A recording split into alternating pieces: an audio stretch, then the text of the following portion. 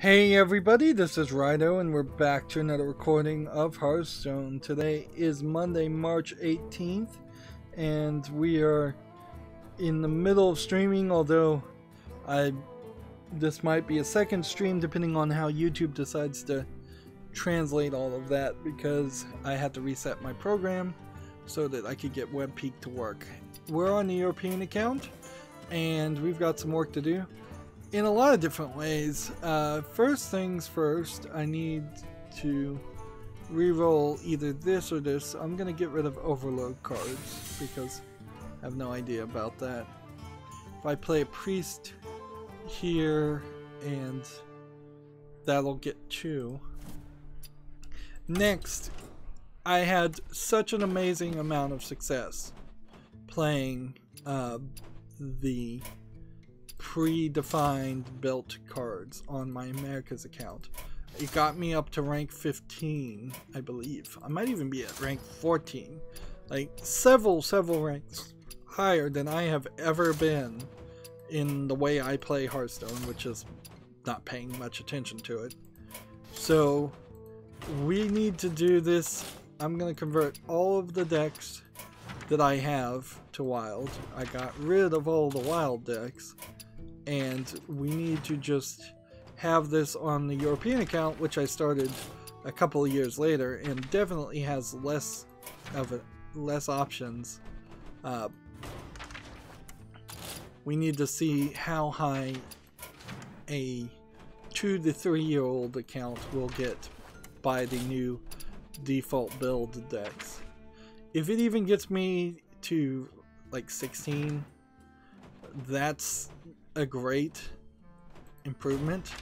I'm not sure that my European or Asian accounts have ever made it to even rank 19, honestly, for as little focus as I put on it.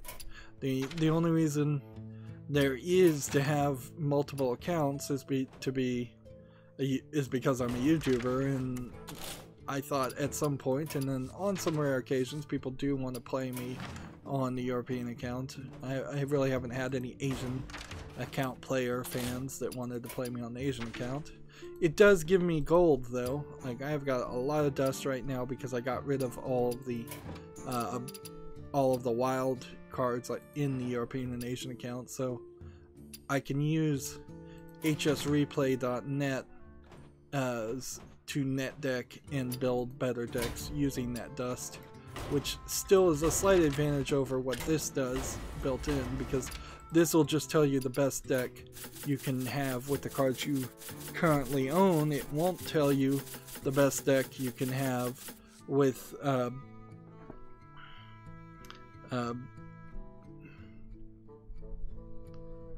best deck you can have with the amount of dust you have. Like, it doesn't help you there.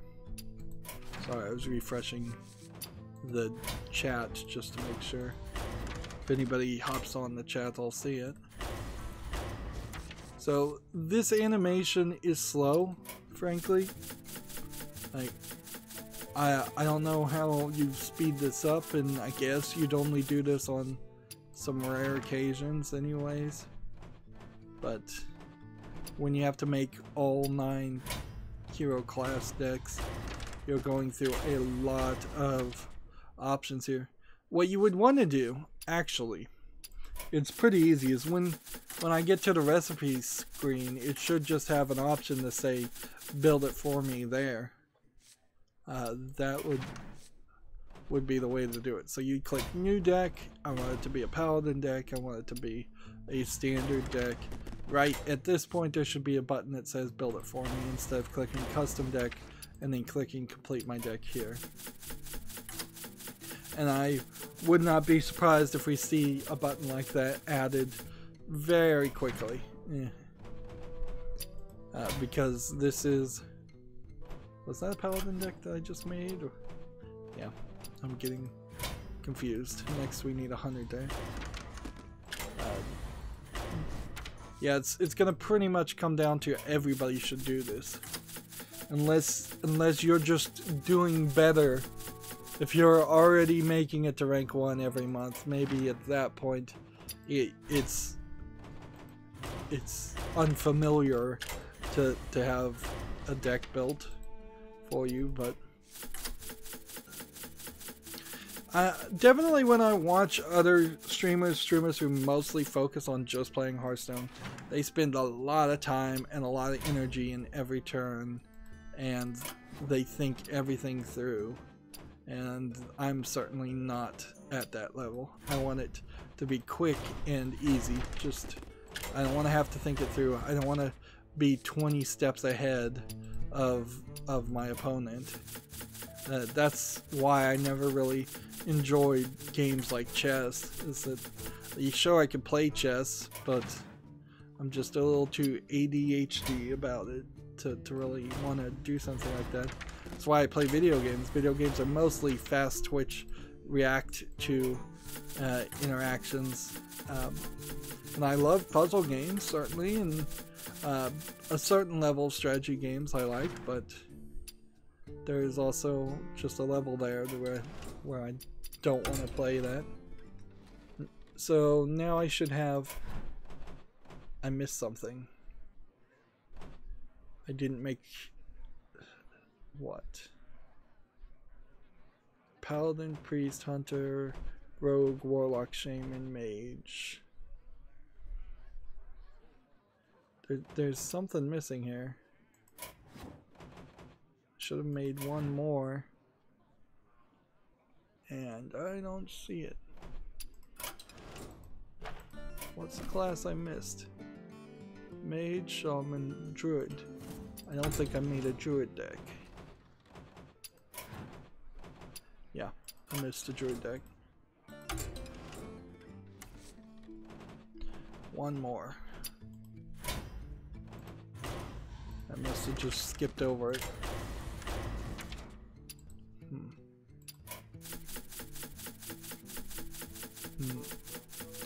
The other thing that having auto-completed decks here might do is it might help my app that shows what cards have been played work a little bit better. It gets confused if I have two different accounts with the exact same cards in a deck. Alright, so now we need a priest gameplay to set this up. We're starting 0 stars at rank 20. This could be victories in succession to move me really high, really quick. Let's start covering the news. We got a lot of games on Steam.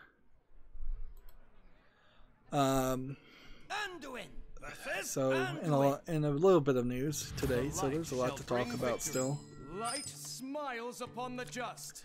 Bethesda Softworks E3 2019 showcase is set for June 9th, so Bethesda is coming back, which I'm not sure if there really was a question about whether Bethesda was going to come back or not. Like that, the idea here, as I feel it is that people kind of assumed that it wouldn't come back because the last showcase was the slight tease on the next Skyrim and Doom Immortal, which was the mobile game, and there was just a lot of unhappiness there. Wait a minute, no, that's not Bethesda, that's that's BlizzCon. Bethesda, I guess the thought is they weren't going to come back because of Fallout 76 and Fallout 4 wasn't much of a successful. Anyways, the way it is right now, I guess Bethesda showcase could be pretty good. It says an in-depth look at Doom Eternal, not Diablo Immortal was the other game I was thinking. I'm confusing the two in my head.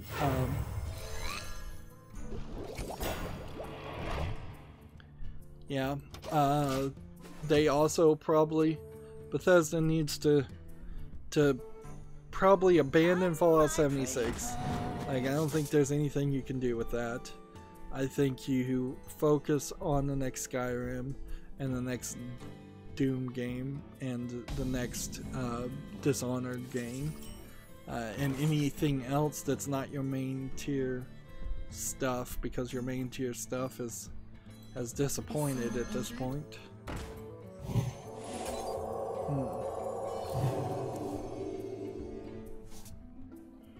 Alright, do we start this early?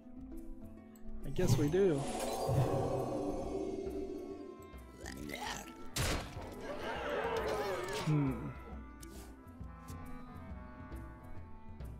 Doom Eternal has a slight problem, but not by much, in the fact that the movie, which I think is called Doom Immortal, is getting pretty much roasted for its trailer, like they all would be.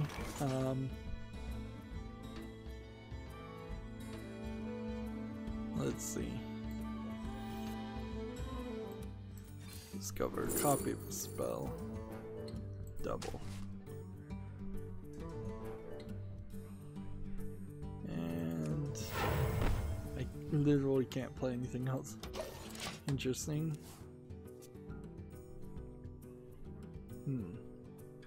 E3 runs from June 11th to June 13th at the LA Convention Center.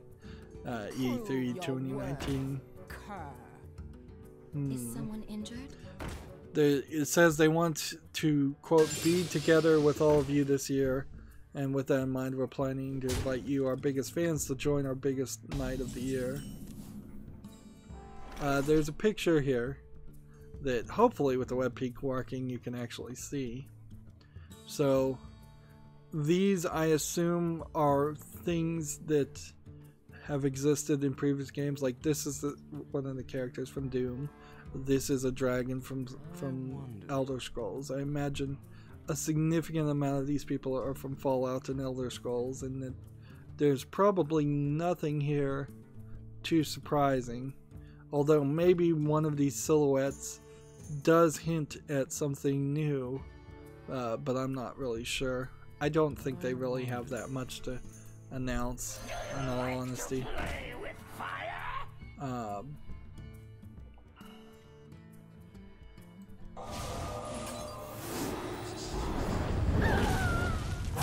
Quickly.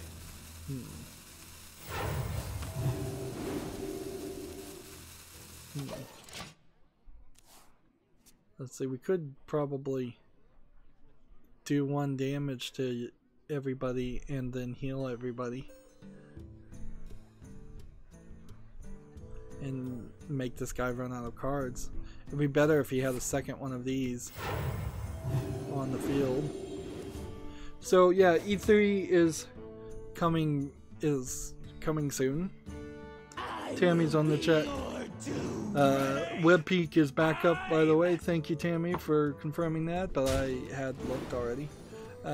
That's why I had to shut down the program and reset it. It's a weird function in OBS where if you have 2 monitors enabled, which I do when I'm playing Hearthstone, but I turn off when I'm playing other single-player games that might be driving my video card a little bit harder. OBS has to be started when the 2 monitors are started. So if I need to reset OBS, the Open Broadcast software, and both monitors aren't enabled, it forgets the setting and just messes up completely. It's silly. Like there's a lot of things I've had to figure out and learn with Open Broadcast software to get it to work with a lot of different things. Like this took a lot of work originally to get these to work, and now it's pretty simple to get this to record, because this software here updated, and then the chat stuff and the text on the side is all little bits of extra work. There's a plugin called Automatic Scene Switcher that I use that does the web peak in general. So I'm driving my mouse all the way to the edge of the screen on the monitor, the second monitor to the right, to show the second monitor on the right with some cropping happening so you don't see that this is just a Chrome browser. And then whenever I go to the first monitor, it switches right back, or it should at least, depending on how well the game wants to work, or the software wants to work at the moment. Alright. If I do this, it'll kill this. So is there a reason?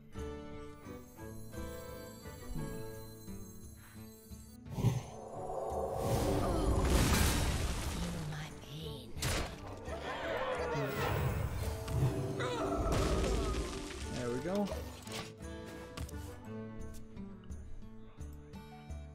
But it's important to get the web peak to work, because then when I'm looking at a game on Steam, I can just bring it up and show it instead of just talking about it.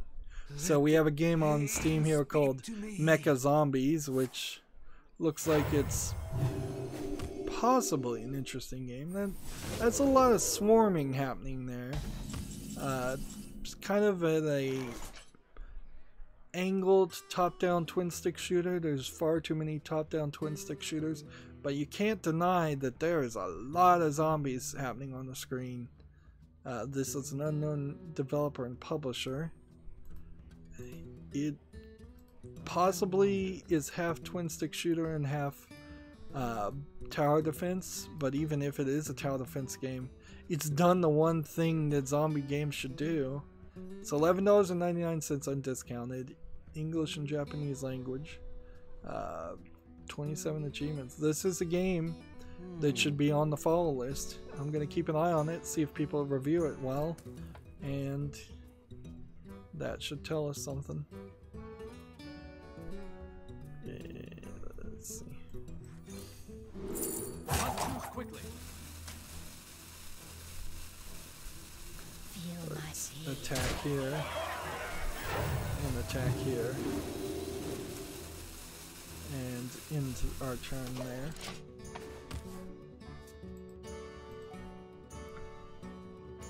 Let's see. Tammy says looks good.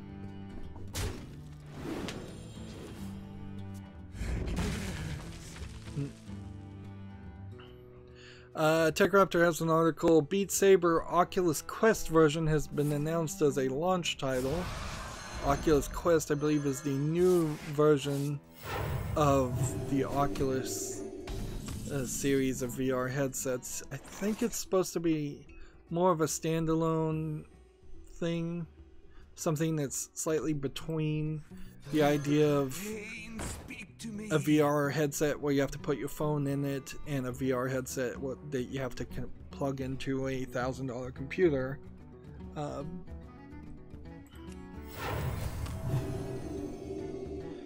Oculus Quest might change my perspective a bit on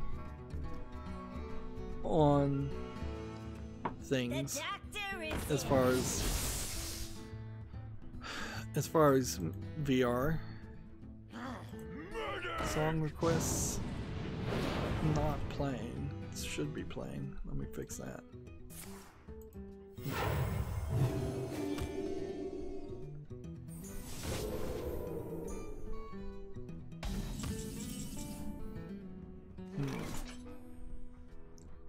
The assumption here in the article is that Beat Saber will still cost $19.99 at the same price it cost on Steam when the Oculus Quest does come out. So, you may not really be in any kind of position to make more money from that, or save some money from it. It's not a tie-in product. You're still gonna have to buy it, almost certainly. Gamma Sutra has an article balancing the old with the new in Monster Prom's fandom-friendly DLC. Monster Prom is kind of a dating game where monsters are at prom dating each other. It is made in part in collaboration with a YouTube streamer called Jesse Cox. So that puts it in a weird position whenever you're talking about it, because as a YouTuber, I've gotten to the point where, you know, I don't really want to play games that other YouTubers worked on or particularly made and shilled themselves. Although Jesse Cox, in all fairness, really hasn't like hyped and promoted the game like crazy, and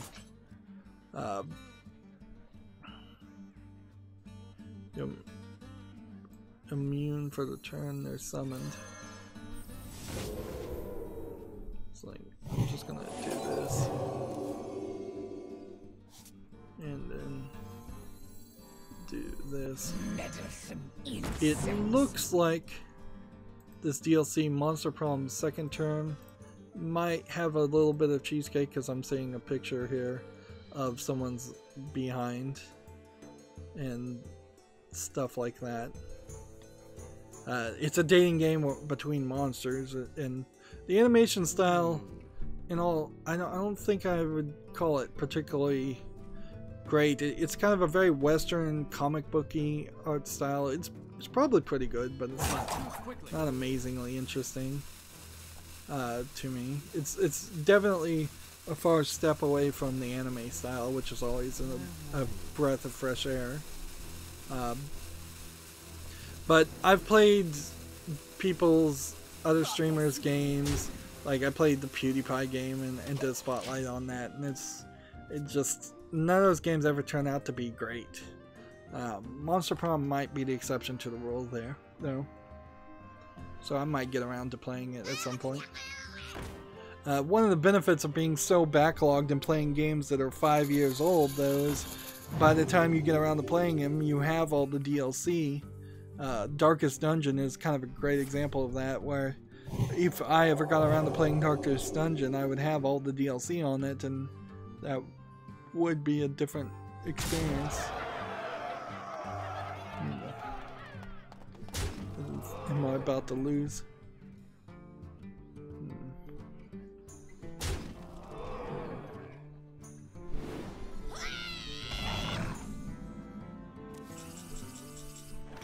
Okay. We'll try this.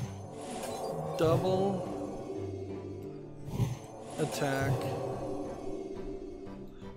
Play. He's got 18, he's got 16 health, he's got all of this. There's kinda nothing I can do. Heal myself. Heal all the characters. So that didn't work out too well for me.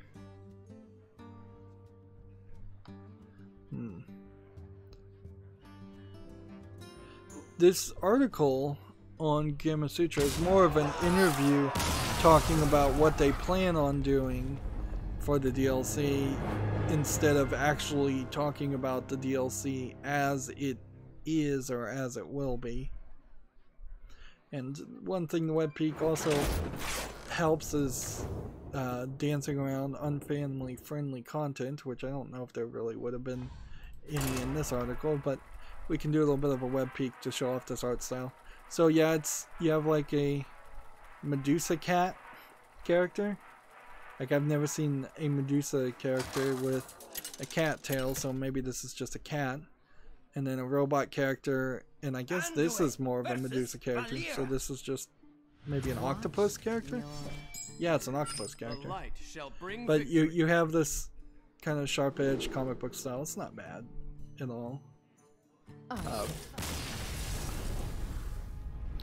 Well, that was a free victory. But one free victory isn't going to help much. That being said, let's move over to Warlock, because I think Warlock wins a little bit more than Priest it does these days in the current meta balance. Next, we have a game on Steam called Brave Battles Saga: The Legend of the Magic Warrior. This looks like it's in an old school 8-bit RPG. I'm not sure if this is made with RPG Maker, though. The light shall bring victory. Your soul shall The problem be with mine. this kind of game is if you wanted to play a game that looked like this, me personally, it would have to have been a game that actually came out in the 80s. I don't want to play something that is lesser known than, say, Final Fantasy 1, 2, or 3, which is all these are really emulating. This game is $4.24 discounted, and yeah, I don't see anything special here. The art on the thumbnail's nice, and it doesn't look as bad as most RPG Maker trash by a good amount, but not enough to really interest me.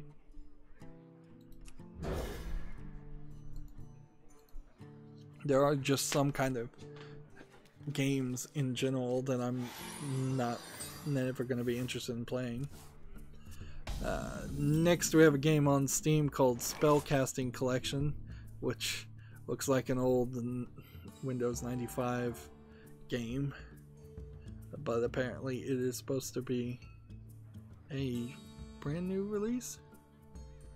No, I actually think this one is actually a collection of old games.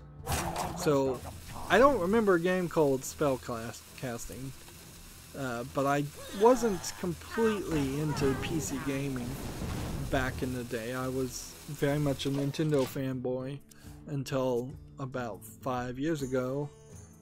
Well, no, I was a Nintendo fanboy for quite a while. Then I stopped playing video games for a few years. Then I started playing Xbox 360 for a few years, and then I moved over to PC.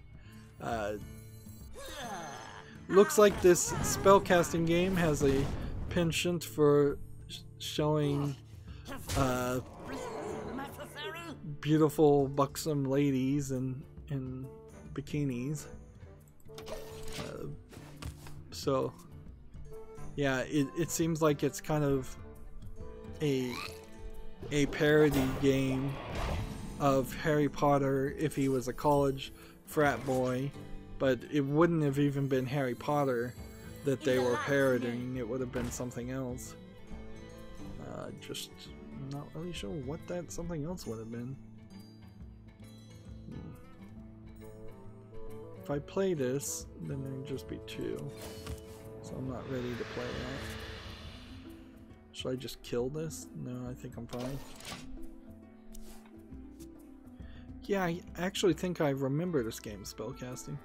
Well, the collection is $5.09, and it's not something I'm nostalgic for, but it's something I think other people would be nostalgic for. So I'm not gonna slam it immediately. It's always nice to see old games re-released on Steam so you can get them and have them all in one nice place.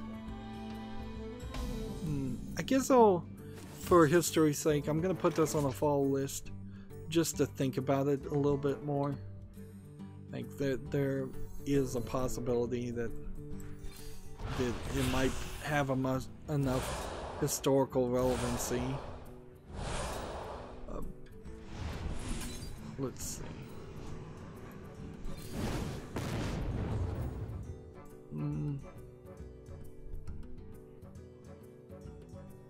Let's see, is there anything else we can do?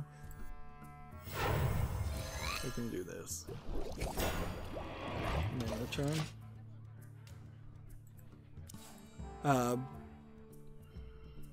Moving on, as soon as the page loads, Dragon Ball Xenoverse 2 Lite has been detailed. It is due out for the PlayStation 4 and Xbox One on March 20th. It is the free-to-play version of Dragon Ball Universe, which launched for the PS4 and Xbox on March 20th. So, I'm not sure if you really would want that. It's basically a demo, it sounds like, instead of an actual game. Complete game. Or maybe you can... Yeah, it says you can play 5 story episodes. I bet there's a lot more. And then you can take part in the online battles and online quests. and compete in Hero Coliseum mode.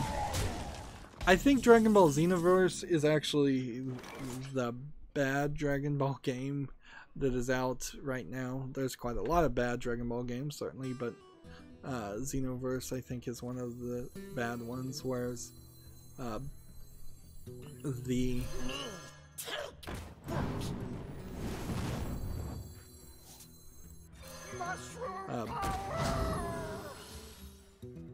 so I want to hit this, I want to hit this, I want to hit that.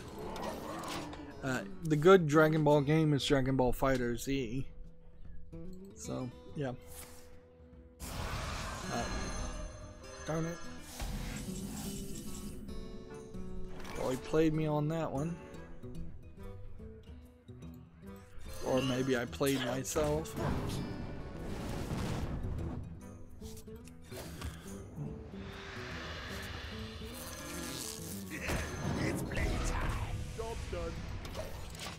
Next we have a game on Steam called Fox, F-A-U-X, or Foe, perhaps. It looks like a low effort 2D platforming game.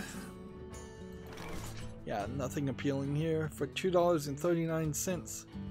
Looks like a Super Meat Boy clone. There's quite a lot of them, and none of them are usually any good at all.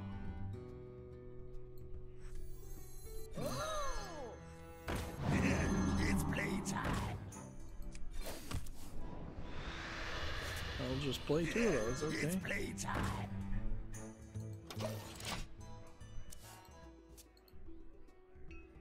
Let's see. I don't feel like I'm doing as good on the European account. That's probably the way it should be. It would have been a little surprising. Right. This. Why do you call?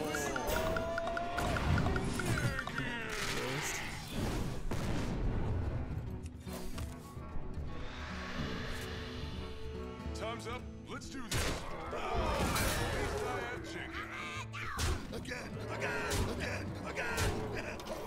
TechRaptor has an article, Prima Games to survive thanks to Asteri acquisition. Long-running game guide site Prima Games was in a spot of trouble in November last year, but they've been saved thanks to the acquisition of Asteri Holdings. The acquisition will allow them to continue writing great informative content for gamers who are looking for tips. But one thing is for certain, the print media side of Prima Games is dead. So basically they were acquired and they're going to maintain their online presence, but any game guides made by Prima are going to stop being produced in print forms. There's a few games out there like that I think still need print game guides. I think the Pokemon games in particular, it wouldn't be too bad to have a strategy guide for that. But anything that's not really child facing, you can just find online, and print in itself is kind of dead. Like, there will always be some niche fans of it, but I don't think there was ever a niche fandom of people that said they just loved the strategy guides that they were buying for their games. Like, I'm not sure I've ever really used a strategy guide. Playing some of the older games, it makes sense. Like, if you were to, without knowing where to go, trying to play The Legend of Zelda, the original NES game, is a nightmare. There's no way you're gonna figure that out. In the light's name. That is just a confusing mess of hidden secrets. And there's definitely some older games like that, but modern game design is at the exact opposite idea. If you're making a game like The Legend of Zelda was when it came out, you're making a bad game in 2019. That's what you're, because you're not educating and tutorializing and making the experience an acceptable level of difficulty for a modern audience. Yep, I'm gonna lose. Is there anything I could do to save this? Not really. Maybe I should try Mage, but I kind of have to stick with Warlock until I get at least a Warlock victory. Or two. Moving on, GameIndustry.biz has an article, Suda51 and the Grasshopper team stronger for a Travis Strikes Again experience.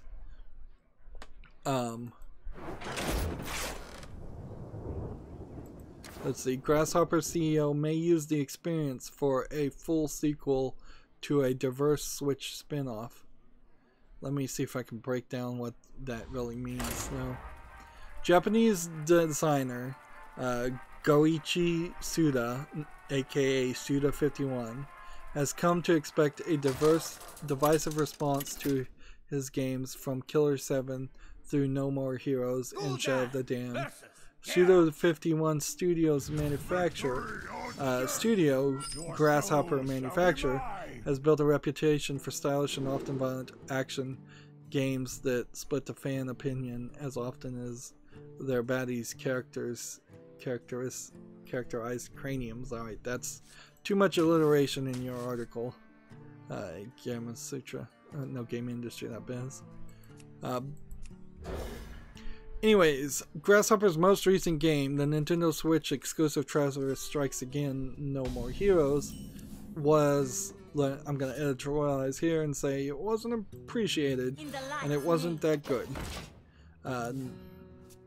The latest installment in the cult action series of the No More Heroes series, which is kind of a side game, moved to a top-down perspective, and currently it really wasn't anything like any of the previous No More Heroes games. It sits at a Metacritic average of 67, which is below average. Generally, an average game would get about a 75. Let's see. There's a quote here, and the quotes are probably the only important part of this article. The rest of this is fluff. I can't disclose too much about our next title, but it may be a sequel. Which just means he's teasing that there might be a No More Heroes 3. Honestly, even if it was a re-release of No More Heroes 1 and 2 on like PC, that would be very well appreciated for me, since I'm a PC only player. Or even if it was just a re-release on Switch of No More Heroes 2, it still would be a sequel. Like he wouldn't be lying there. Let's see. Tammy says, "Hey yo, what time is it for you? Hey, so here's the game to try, Tom Clancy's Vegas 2. The Tom Clancy series is on my wish list. Almost every game on Steam for the Tom Clancy series. I have not done the research. There's a few styles of games I haven't done the research to figure out whether I really want to play them or not. And in particular, my just surface level understanding of the Tom Clancy series as far as what's on Steam is that it's kind of hard to justify playing them because they're all old or they don't matter. Like, the only Tom Clancy game that really is out right now is Rainbow Six Siege, which doesn't really have any story, so it's just using the Tom Clancy name. It's not really telling a Tom Clancy-esque story. And The Division 2, which is sort of like a Tom Clancy story, but I really don't want to play the Division games because they're more of an online multiplayer experience and less of a single player storyline experience, as I understand it. So what I was leaning to as far as the Tom Clancy series is, whenever I would get around to them, if I ever get around to them, is the ones that are more stealth based instead of action based. What were those ones called? Yeah, I think Vegas is one of the ones that's more action based. But yeah, that's just one of the several categories. I'm much closer to trying to spend some extra time to figure out like what kind of fighting game, which of the fighting games should I cover and play, or which of the JRPGs should I spend the time to play that before I would do Tom Clancy games. I would want to figure out how I compare that to something like Dishonored and stealth games like that. What would really help the Tom Clancy games be covered by me is if the Metal Gear games were all on Steam, because then I feel like those two types of games are good to compare to each other. I might be totally wrong about that. And you know, even covering a Tom Clancy game these days might be dangerous for a YouTuber. YouTube might decide that that's too politically inflammatory, even though it's a fiction. Whatever Tom Clancy game you're playing is a completely fictional story. But yeah, let's see. Tammy says might as well just call it Six Siege. Has good stealth play too. Yeah. I'm also always a little weirded out. Like I prefer to play the first game, or at least do a spotlight of the first game. So I'd want to play Vegas 1 before I did Vegas 2. Or at least show it off. But yeah, it's definitely, honestly, it's in a low priority of my wish list, frankly, but it's something I'm considering. What would also help is if it had relevancy now, in the sense that, like you said, Rainbow Six Siege is not really doing anything with Tom Clancy stories. Something with Sam Fisher, a game with Sam Fisher needs to come out. They would need to pull him back into the storyline and set that universe back up. Even if it was just that they were releasing remasters, and frankly they should be re-releasing remasters and remakes of that series, but they'd prefer to do The Division and get microtransactions and have people play like that instead of doing a single player focused game. It's kind of like the Star Wars games too. Is what Star Wars games used to be is nothing compared to what Star Wars games are now. Battlefront in particular. Yeah. Let's see. Tammy says, also there's a bunch of games on a website called itch.io. The link is here. Yeah, I know itch.io, but none of the games... here's the thing with it. When you have 1,000 games on Steam, you really can't get any games anywhere else.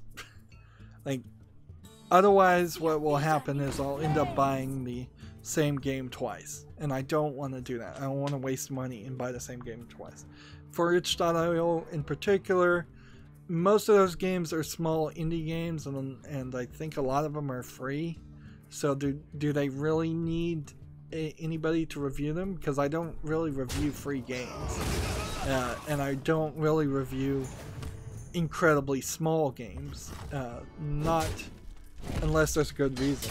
I try to meet that halfway, and if a student puts a student project, or a school puts their student's project on Steam for the Steam Direct $100 fee, I'll cover that and spotlight that. But I have no way I could look at itch.io and start playing those games or have any interest in it. Like I'm 100% Steam. If it's not on Steam, it doesn't exist to me. If it's a Epic Store exclusive, I'm not going to cover it.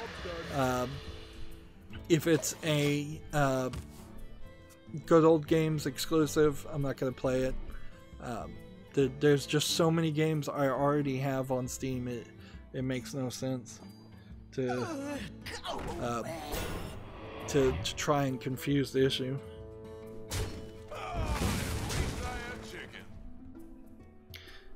Let's see.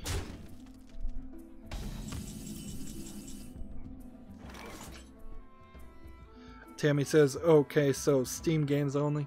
Pretty much, and like, it would have to be a pretty small, lesser known game to not have already been considered by me. I spent all of December going through my wish list and my follow list and just looking at like 3,000 games on Steam and putting them either on the wish list because I do want to at least consider playing them, or removing them from my wish list because they're just not worth the time to play in a modern perspective.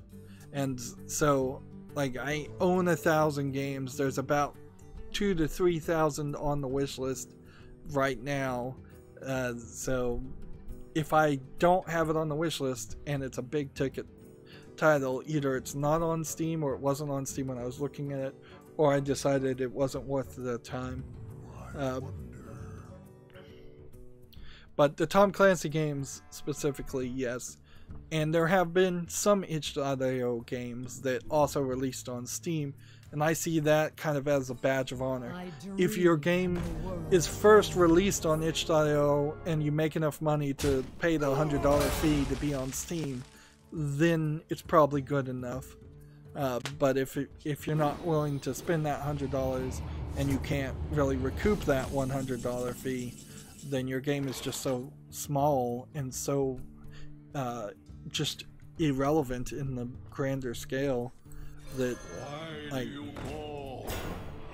it's not worth the effort to try and play. Also, as a YouTuber, I don't do a lot of attempts to do search engine optimization and get viewers to watch my videos, but also I don't want to go to the point where I'm making such a small, covering such a small game that literally nobody ever would search it or play it. Even when I do play big time games, I usually only get a few views, like less than 10 views or something. So I imagine if I was to cover something really small, I would never get any views, even over years, periods of time. Let's see if there's anything else in this article from Suda51. Not really. Suda51 is just teasing that the next game might be a sequel. Doesn't mean it's a new game. It might just be a remake of a sequel. And Suda51 has pretty deceitfully, I suppose would be the phrase, teased like, oh yeah, we'll make a new No More Heroes game if Travis Strikes Again succeeds. And Travis Strikes Again is an awful game, and he should have known it was an awful game even when he was saying that. So dangling the possibility of a sequel only behind forcing the hardcore fans to purchase your bad game is not something that I appreciate. It's not consumer friendly.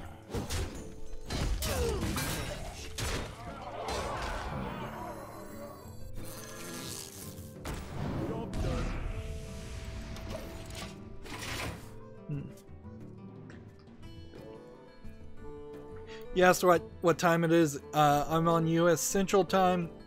It's 7:52 p.m. by the way, Tammy, if anybody's interested. I started late, certainly. So yeah, I'm a little late, but not crazy late. Tammy asks, how do I like Monster Cat's music?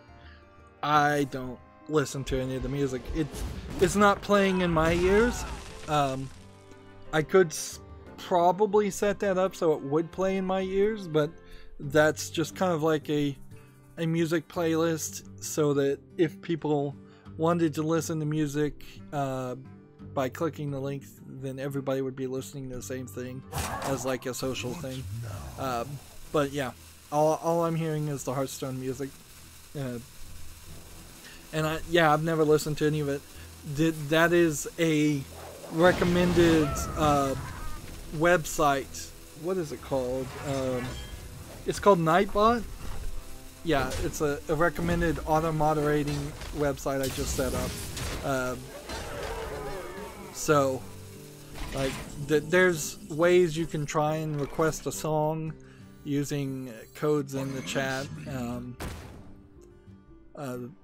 If you type like apostrophe help, I think I've set it up to list all the commands you can tell it. And the options aren't very good. I think you can only listen to this Monster Cat playlist unless I was to go and make a playlist, and I have no interest in making a playlist. Let's see, yeah, you'd have to... No, exclamation point, Tammy. That's the one above the number 1 for all the commands.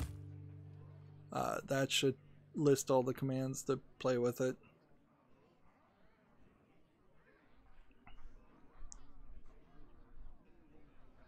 Moving on with the news, TechRaptor has an article. Ubisoft reveals more about the Assassin's Creed 3 remastered Switch version. As time goes on, it seems more and more obvious that people who own Assassin's Creed 3 on Steam are not getting a free upgrade to the remastered version. Let's see. So that's gonna kind of suck. Let's see.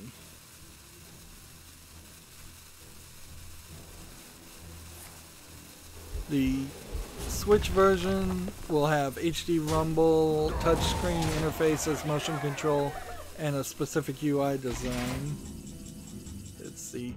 The PS4 and Xbox versions of Assassin's Creed Remastered will be released on March 29th, while the Switch version is coming a little later on May 21st. The game is included as part of the Assassin's Creed Odyssey Season Pass, or you can buy it as a standalone game. And see, I own Assassin's Creed 3, and I was going to play it like a month ago, but now that there's a remastered version, I'm not really in the mood to play it, and then find out that maybe I'm gonna want to play the remastered version instead. I was going through all the Assassin's Creed games, so I'm up to Assassin's Creed 3.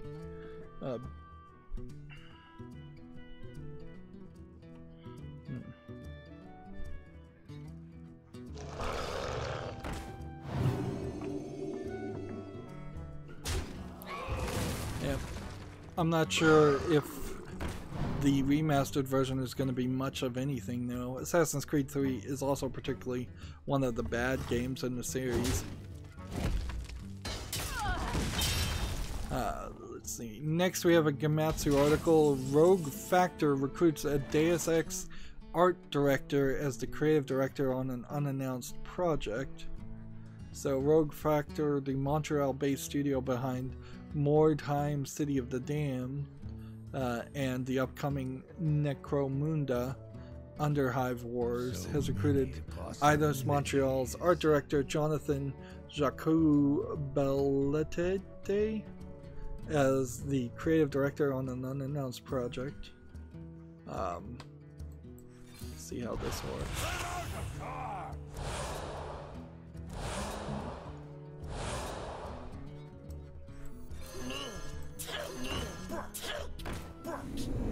I just think I killed myself. Yeah, I lost.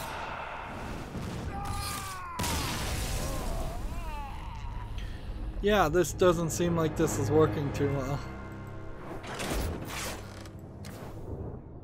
Let's go back to the daily quests.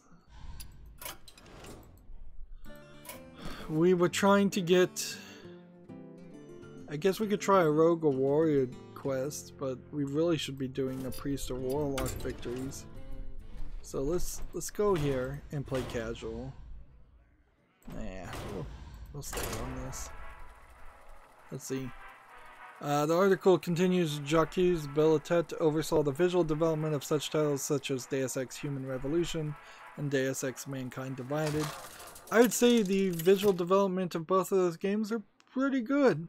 Like, there's nothing bad about them. So maybe he'll bring in something cool for Rogue Factor. Rogue Factor is not a company I've heard of before, so they seem like they might be an up-and-comer. I've heard of Mordheim City of the Damned, but I couldn't tell you anything about the game, so it didn't stick in my head. Job's done.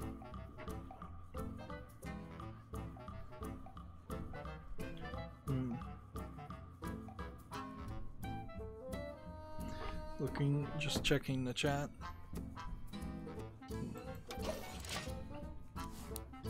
TechRaptor has an article. The Australian Classification Board accidentally leaks a new Castlevania collection. I think we may have already talked about this, but it's no real information. It's marked down as multi-platform, so you don't know really what it's coming out on, and I'm not really sure if there's a indication how many of the Castlevania games would be in this collection. It would be quite a large collection if it had all the Castlevania games from all the different platforms that have ever had a Castlevania game on it, because there's been some mobile, Vita, DS games. They've been on all the consoles. So that'd be a lot.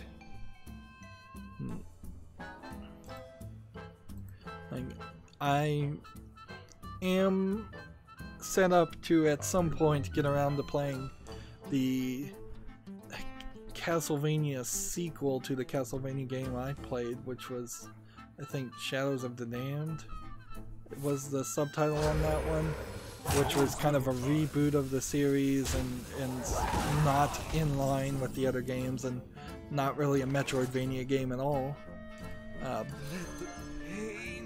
Otherwise, on PC there's and Steam, there really hasn't been a lot of Castlevania games, particularly the older ones, to play. There definitely could be a re-release of a collection of those, if that'd be nice. But also, they'd be a lot of time. And Steam has a lot of Metroidvanias, for sure, that are more modern and better, so it'd be slightly a challenge to me, as somebody who hasn't played the old Castlevania games, to go back and be in the mindset of the early 80s and playing Castlevania 1. Next we have a game on Steam called Bleeding Edge VR Chapter 1. I hate episodic games, but I would say that this looks like a dinosaur shooter game that's more of a on-rail shooter and more of a actual experience. It doesn't feel like you are just sitting in the same place shooting at things, but that works for an on-rail shooter. And this looks interesting. I hate the Chapter 1 part about it. There's also a problem that this is $2.54, because that tells me it's not that long. Usually, even a bad VR game wants $7 just for that VR premium. So I'm going to put this on the follow list, but I think there's a couple strikes against it. It's too cheap for a VR game. It's VR only, so it would never make it to my wish list anyways. I just leave them on the follow list. And it's episodic, so that means they probably will never come out with that Chapter 2, or they'll come out 10 years too late with Chapter 2.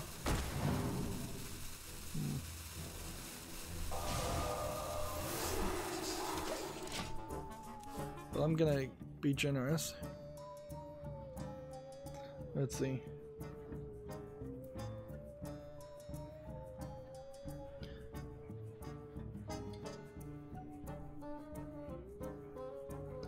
Timmy says, got to go, and then sorry, I'm back.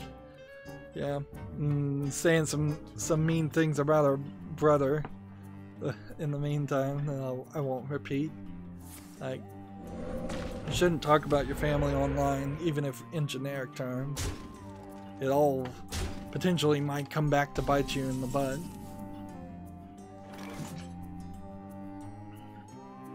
I run a Clash Royale clan, and I'm like the co-leader of it.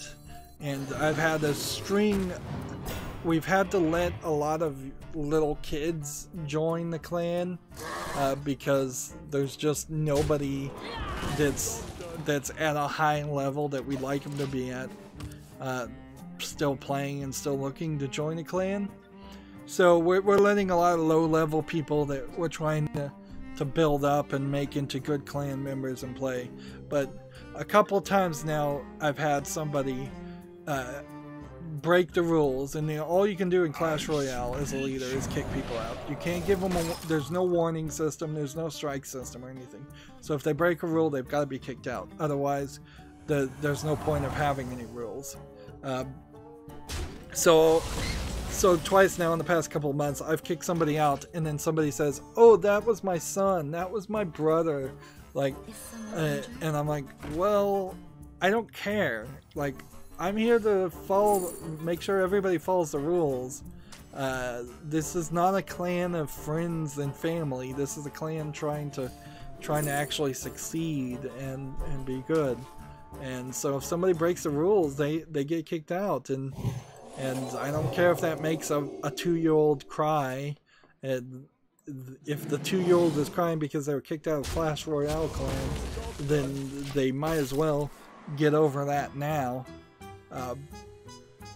But yeah, people also lie too. I mean, I have no way of confirming if it really is your son or your brother. For all I know, it's just your friend trying to make up a story so that I'll forgive him and let him back in, which I can't even do. Once I kick somebody out, I kick them out. I could try to invite them back in, but I wouldn't do it for any reason. There's been plenty of people I've accidentally kicked out, and I just and you just move on, go find another clan. There's plenty out there.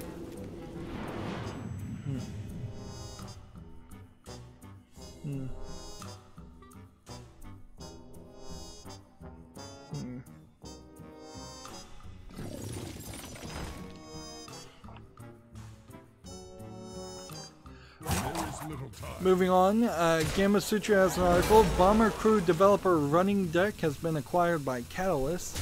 I've been recommended to play Bomber Crew when it was first out, and I didn't ever get around to it. Yeah, at this point, anybody recommending me to play any game, it's gonna be, okay, 4 or 5 years from now, I'll get around to that. Like, my schedule and the amount of work I put into recording things is so overbooked. It would be about the way to say it. Right away. Job done.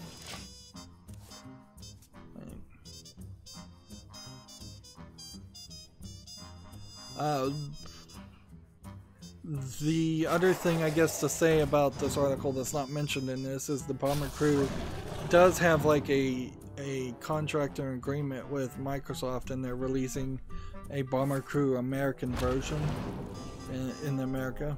So the joke there would be for the Bomber Crew, since it's supposed to be World War II, I think the joke of the American version would be that you don't get to play until several years into the war. As a U.S. citizen, I think I can make that joke, because we were late to the game in World War II. But then I guess the American version is coming out later than the UK version. Bomber Crew looks like a really cutesy, cool game and an interesting idea. So I'd be happy to play it if I can ever get around to it. Right away. Prophecy.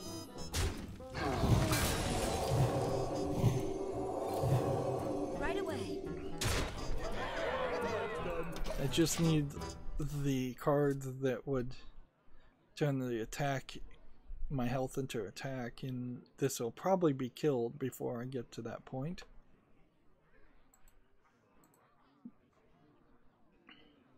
Let's see. Next we have a game on Steam called Dark Gnome.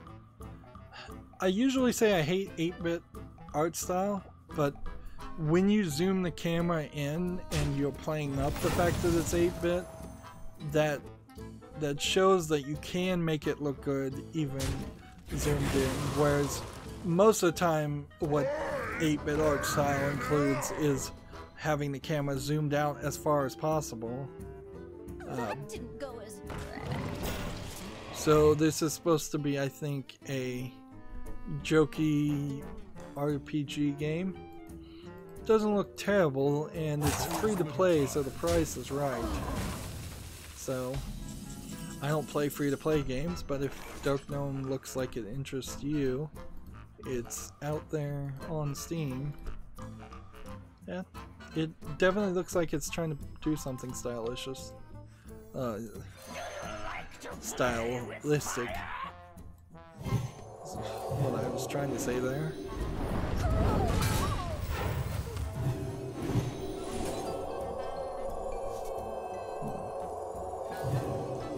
There we go. Right away.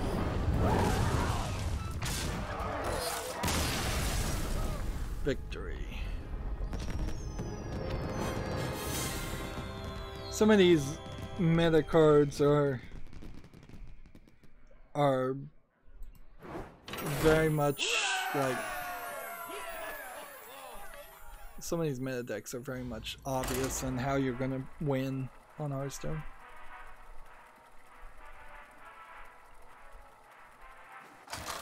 Let's see. GameIndustry.biz has an article, Epic responds to accusations of Steam data mining.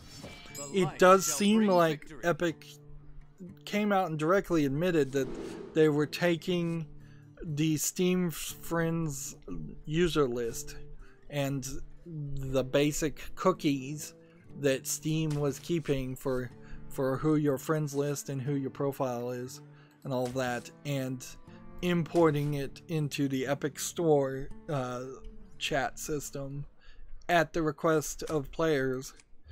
Now, what this comes down to me is Steam seems to have been saving that data unencrypted, and at first realization of this many years ago, Steam should have encrypted that data. It is a federal crime in the United States to break encryption, to violate DMCA and copyright. So if there was something in that was proprietary copywritten code, that would be helpful too. But the fact that Steam made it easy is kind of Steam's fault. And Epic is doing a scummy thing, which this is always the story for Epic. They do a scummy thing and they succeed because of it. Like they steal people's dances and put it into Fortnite. They steal the concept of Fortnite Battle Royale's version and from PUBG, and they succeed from it. In the end, I think as consumers, we should have great pause and probably a full-on boycott of any Epic product at this point, because they clearly show themselves to be even less moral than most companies are. Like, usually a company is only slightly scummy. This is big time scummy. Right away. So the article continues, update Valve is, quote, looking into the issue that Epic Tim Sweeney attributed to our rush to implement social features in the early days of Fortnite. So let's see if the update story. Valve has confirmed that it's investigating the information the Epic launcher collects from Steam. The answer to this is all of this should be encrypted. Encrypted so hard that they can't get the data out. In a statement to Bleeding Computer, Valve spokesman said, the Steam client locally saves data such as a list of games you own, your friends list, and saved login tokens, similar to information stored in web browser's cookies. If Epic was trying to take the cookies out of the out of Chrome's user folder, that would be encrypted, that would be disallowed. Like, Google would most definitely not allow any application to read the cookies if they can stop it. So yeah, it does kind of just again boil down to Steam failing to act the way they should have acted with more caution. Like they should learn from this that they should be 100% paranoid at all times, and encrypt everything. The statement continues, this is private user data stored on the user's home machines and not intended to be stored by other programs or uploaded to any third-party services, which the Epic storefront is definitely uploading your friends list to, if you ask it to a third-party service. Epic responded by pointing to its paragraph in its previous statement about the need for explicit permission from the user before Epic imported a list of Steam friends. Yeah, but that just means somebody clicked I agree on some UL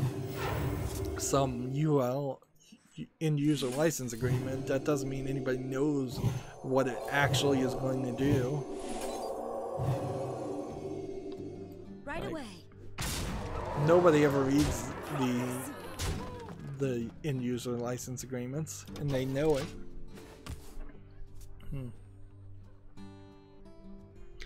Tammy asks, what are your thoughts on Apex Legends and Fortnite? They're battle royale games, they're multiplayer games, they're not games that I cover. I don't play multiplayer games that don't have a single player story experience. I don't have a level of skill or expertise to criticize those types of games. And there's not really a lot of criticism that needs to be told to those kind of games, because it's simple boils down to, if your friends are all playing Fortnite, you should, as a human being who wants to be sociable and friendly with their friends, you should probably play Fortnite with them. Like, that's really what it boils down to. It doesn't matter if Fortnite sucks as a game, doesn't matter if Fortnite is a great game. If your friends are playing it, you should probably play it with them, just to be sociable. Same is true for Atlas Apex Legend, yeah. But as a critic, there's kind of nothing for me to say about those kinds of games, because the experience changes depending on who you're playing with.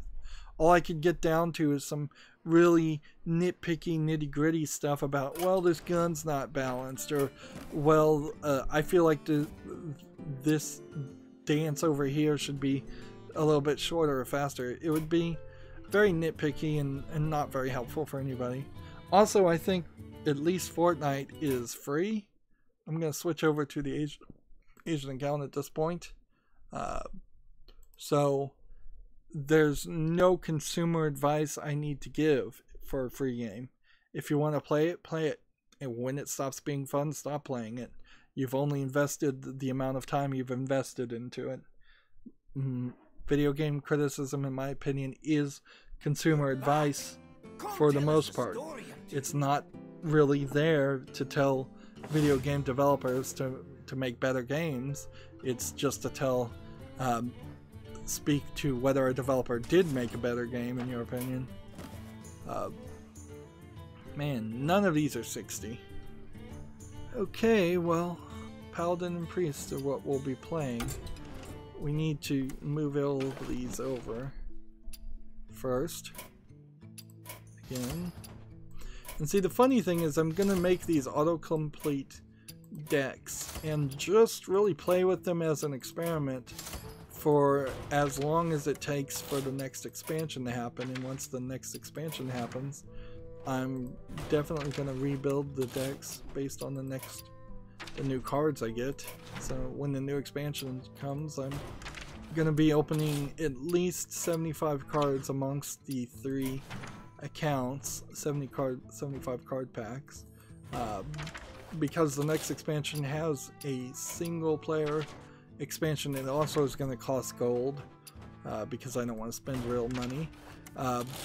I can't use all of the gold I have, otherwise I'd be opening about 150 card packs, and I have yet to be able to see all the cards, so there will be a special video in which I come over here and look at the newest set when the newest set is here, and then I'll be able to see all the cards that are available, and that'll help me make a decision about how many of these cards are actually potentially going to change the metagame, because a lot of the cards definitely won't do anything different and nobody will ever play them.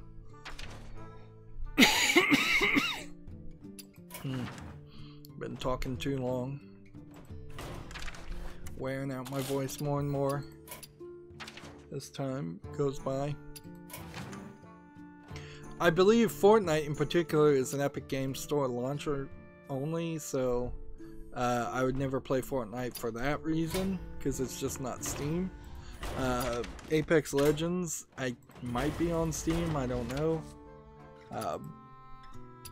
So that would be another reason of many reasons why I would not really step into that arena or play those games. Like, the closest I would get is something like Rocket League, and Rocket League is now so old that I'm not sure it's really relevant, and Rocket League doesn't really have a single player experience to talk about either.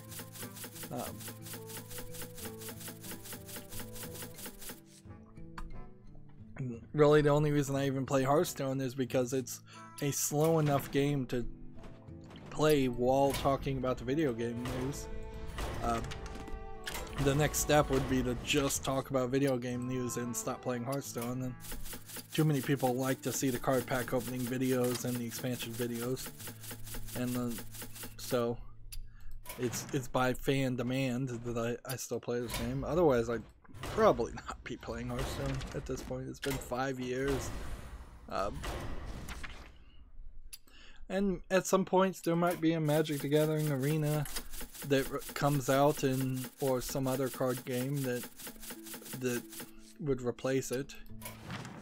Unfortunately, a lot of esports games are just so fast-paced. Like, I couldn't do League of Legends or Dota or anything and talk about the news, and I would just always have way too slow of an action to win.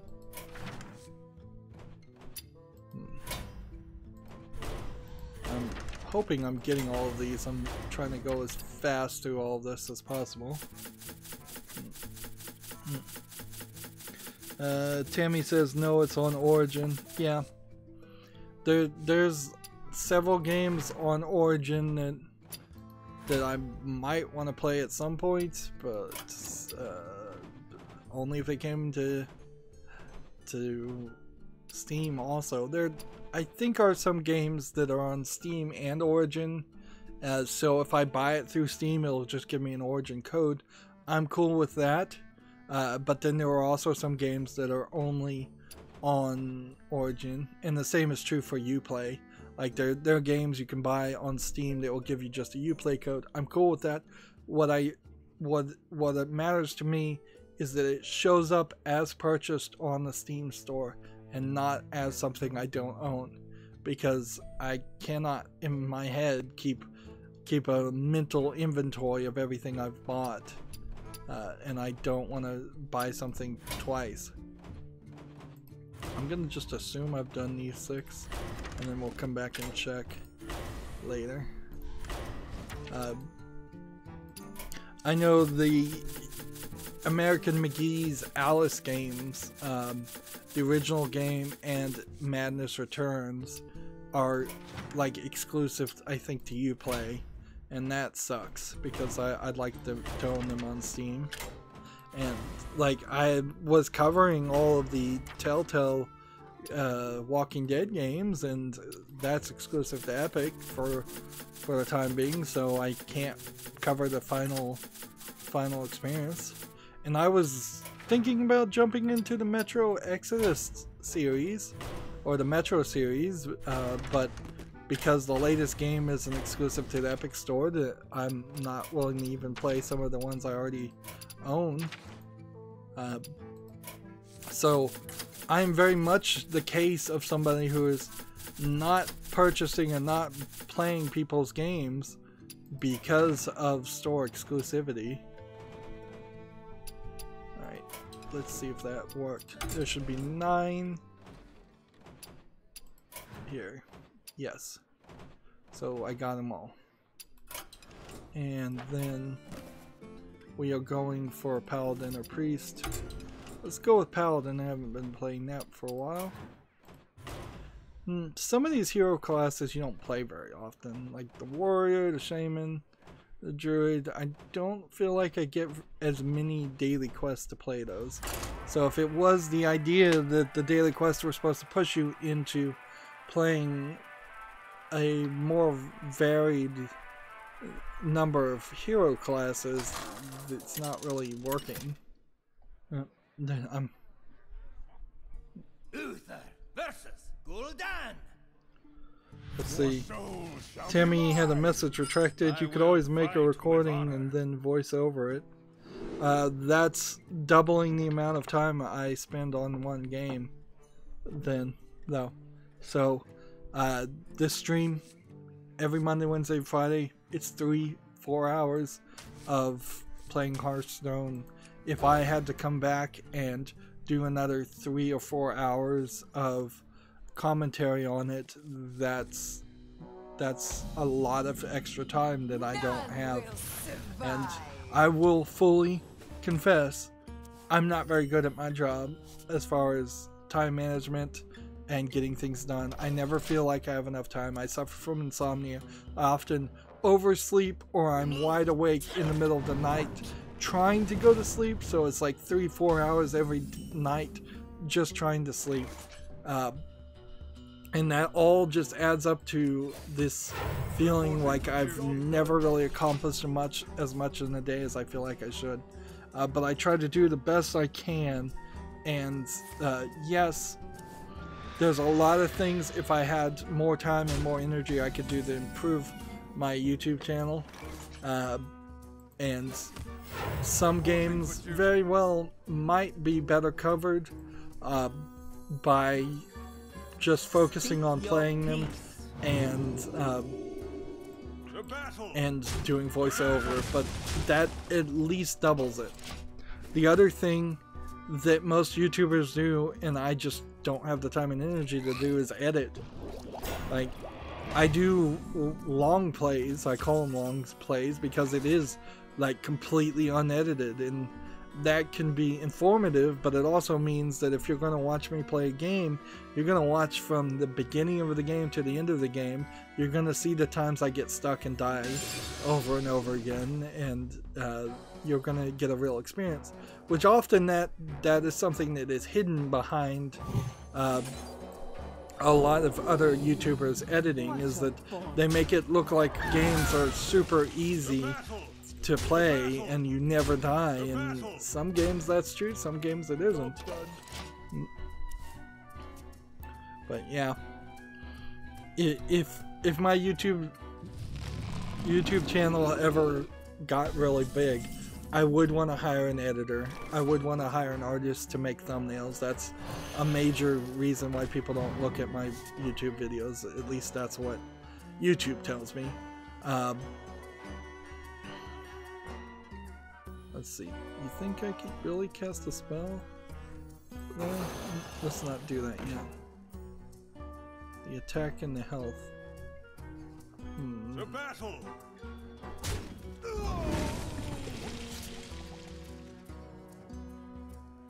Full health and give it taunt. Reporting for duty. Well, To battle! give your totems +2.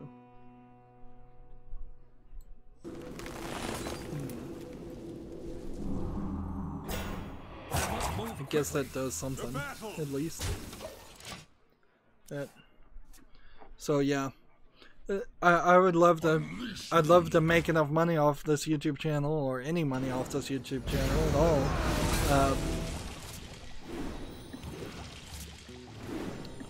Yeah, to hire an artist / editor that could make thumbnails and edit down a lot of my old series. Down to just the interesting parts, if there are any interesting parts, which is debatable. Okay. I don't know if this is gonna work for anything.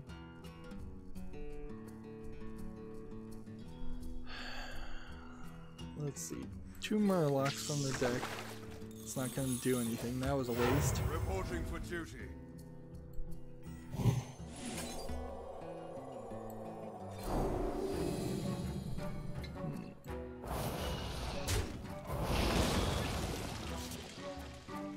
I'm just gonna play this to get rid of the card, so that I can then play this and get another card. That's what I'm probably building up to, is Bloodlusts. I've got like 2 Bloodlusts, level 10. If I can survive to have enough minions on the field, I can probably win there. Yeah, Tammy says, old yeah, oh yeah, 8 hours a day, 7 days a week. 56 hours. My hand is too full. Yeah, that's not probably an accurate description of most YouTubers' effort. In all honesty, it's probably a lot more than 8 hours a day.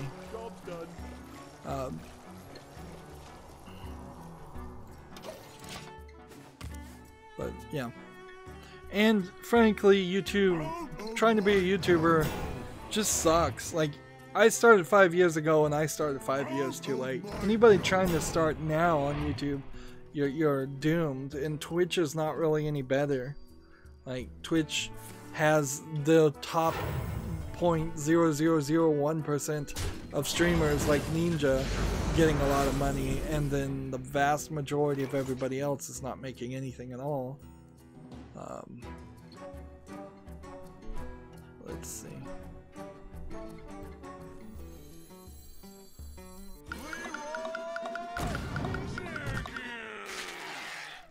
Time's up. Let's do this. I don't know why I did that. Next, we have a game on Steam called Mahjong Magic Journey 3. It's a Mahjong solitaire game. There's so many of these on Steam. They want $2.99. That's not terrible, but when you see 50 game bundles, that's usually somebody trying to run more of a scam of selling low effort games than actually selling good games. So yeah, no achievements, so I wouldn't call this an achievement game per se, just a low effort game. You can get Mahjong games less than $3. In fact, you could probably get them for free. Let me think.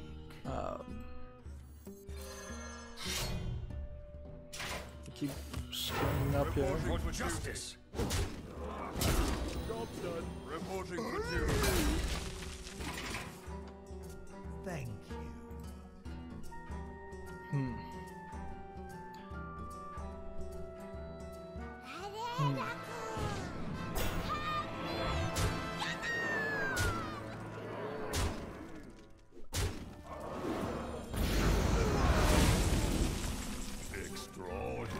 Okay. We swap this. That does basically nothing helpful.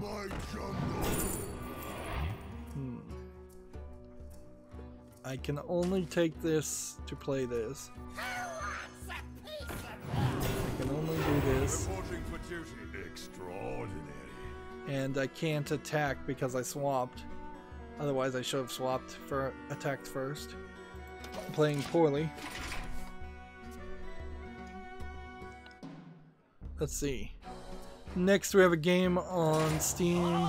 It's a bunch of Asian characters called Fantastic Danmaku Festival Part 2. It's a shoot 'em up, one of these Japanese shoot 'em up games.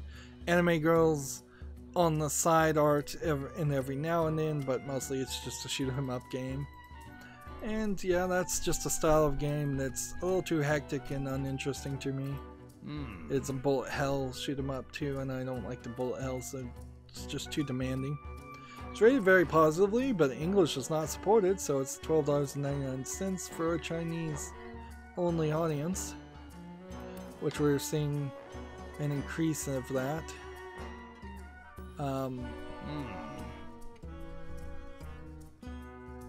Next spell you cast costs 3 less. So, discover a spell.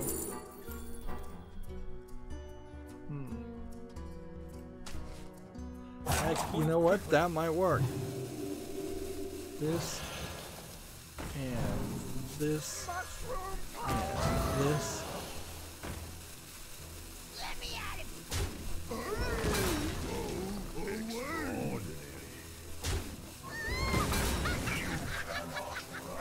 For justice.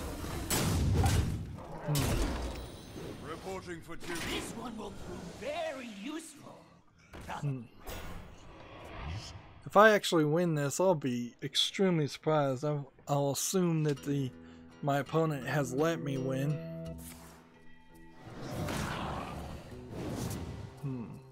Particularly with this guy. Like, it's gonna be hard to get around this guy.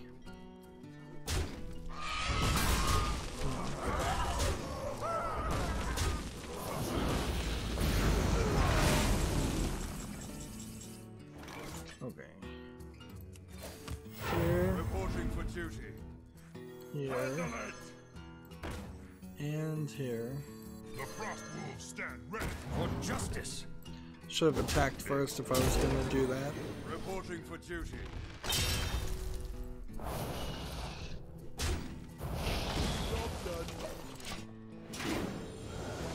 Next we have a game on Steam called The Deepest House, which looks like it is a modern, kind of oddly angled rogue-like game.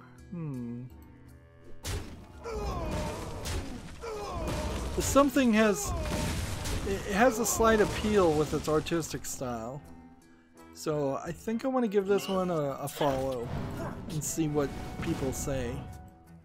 Like, I might be willing to play a roguelike game if it's short.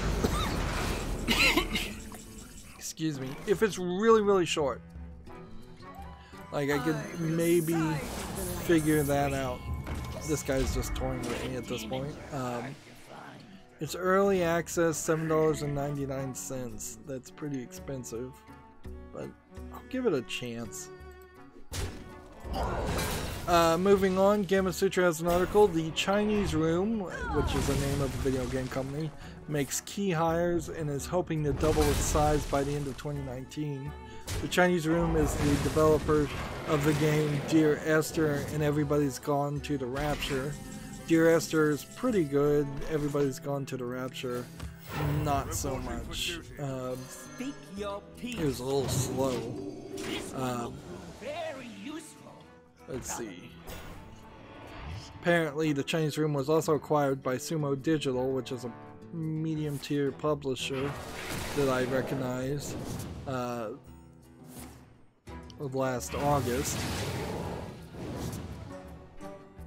So the thing both Dear Esther and Everybody's Gone to the Rapture has for them is that they are pretty good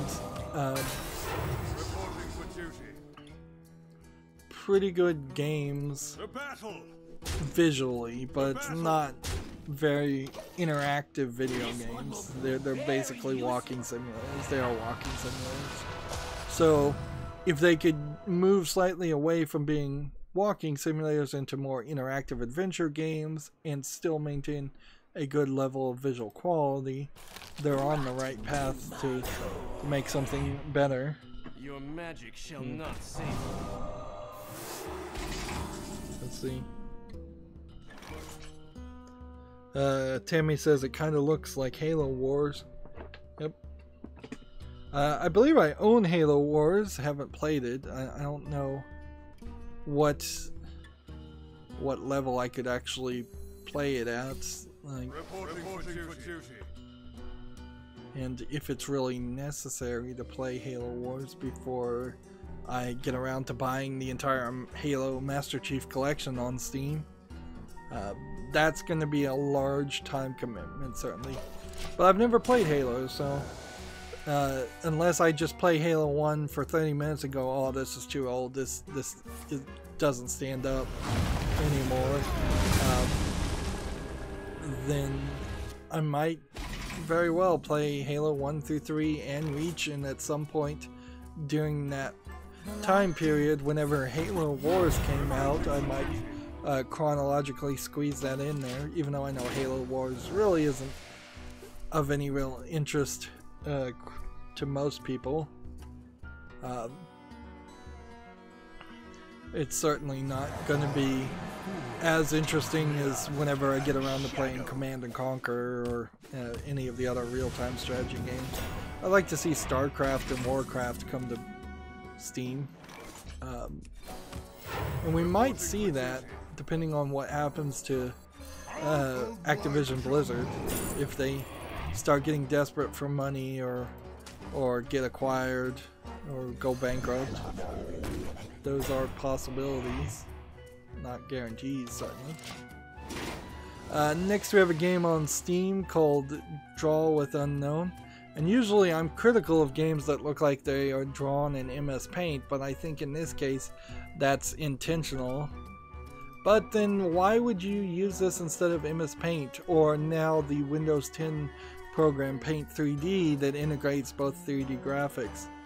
This clearly is a low effort game. The name Draw with Unknown almost implies that you'd be co-op playing people, and it does say it has some kind of multiplayer function in it, but yeah, that's not something I'd ever want to waste my time on, because you know you're just going to get connected with somebody and one of the two of you are going to end up drawing a penis.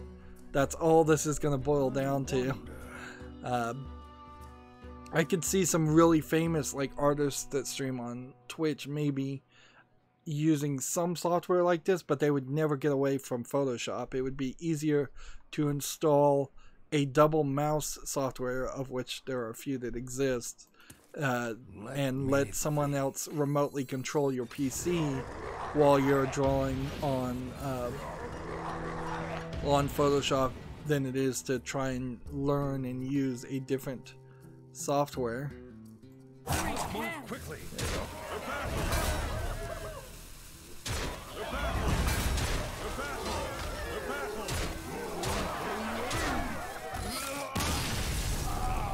Well, he certainly let me win that. He gave me every opportunity and I took it. See, we still got plenty of games to talk about. Let's just stick with Paladin. Although I'm not really a winner.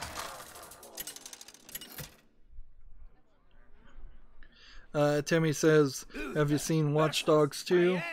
No, I haven't gotten around to playing it. I think I probably could play Watch Dogs 2 without playing Watch Dogs 1. But it doesn't make a lot of sense for me to play Watch Dogs at all until I finish playing all the Assassin's Creed games, since Watch Dogs is just the modern version of Assassin's Creed. Or maybe I could squeeze it in chronologically. I've seen it certainly, and it was reviewed fine. Like, I'm aware of basically every game that exists. It's just a matter of, did I watch somebody else play it, or did I see somebody review it for 5 minutes, or did I do nothing? Let's hold on to the coin.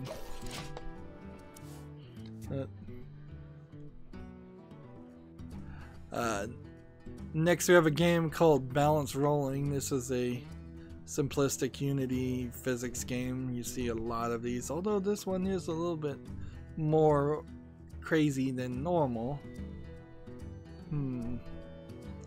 But it really is just going to be spinning a 3D environment to get a ball to roll from point A to point B, which I've seen in several games. These are little physics experiments from somebody who doesn't have a real game idea, and they just want to prove that they can actually program 3D physics, and they don't really have any artistic skill either, so it's always solid color textures or pre-bought assets. This is $2.99 discounted right now. And of course, a game like this can support so many languages because you'll just put no text in the game at all and say it supports everything. Reporting for duty. Just do this. Reporting for duty.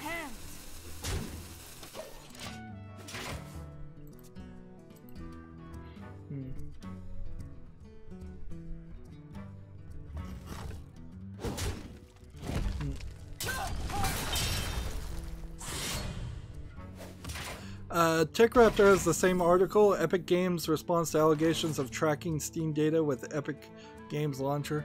The problem with the video game journalism in general is you have basically maybe 30 organizations that just copy and paste each other and say the exact same thing, and they don't have any original sources for the information, so they just don't have anything new to add to the story. And some of that is necessary. You want the story to be seen by people, so repeating what other journalists says is sometimes helpful, but a lot of times it's just repetitive and pointless, depending on whether or not you're listening to only one news source or not for video games information. Yeah, this TechRaptor article is the exact same as the Gamma Sutra article that we talked about before, so there's no reason to cover it. I try to boil down the story to just one person, regardless of who actually broke the story. And a lot of times, stories are broken by people who are untrustworthy and should not be considered a valid news source. Particularly Reset Era and Reddit are not great or not valid news sources because they're basically anonymous forums, and you need to verify who's talking to you and what they're saying is accurate. Let's see.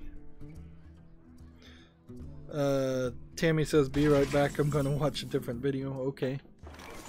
Like, you don't have to tell me if you're leaving, but thanks for telling me you're coming back, I guess.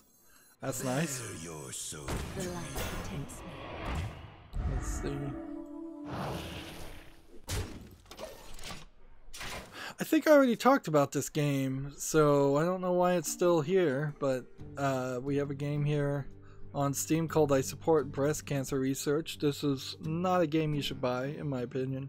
If you want to support breast cancer research, you should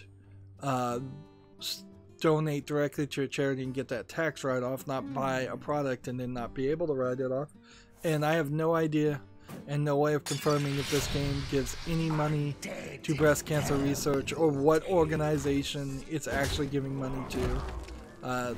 This is not something I think Steam should allow without a lot of looking into it.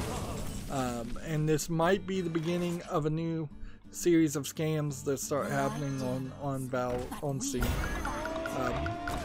We might start to see quite a lot of people saying this game gives to this charity, this game gives to that charity, and Steam should step in and probably set up a system to directly work with charities if you want to donate to charities, and not let somebody release a game like that. If you want to support a charity and buy a game, you can do that through the Humble Bundle store, and that's an established and trusted source to do that. Valve and Steam is not an established and trusted source to guarantee that money is going to any charity. Let me just make sure that this next game is YouTube friendly. Yeah, you might as well not call it family friendly, just call it YouTube friendly. I might have forgotten to put some of these games on the follow list from last Friday. Might have just gotten busy. Alright, let's do this. Reporting for duty. And do this.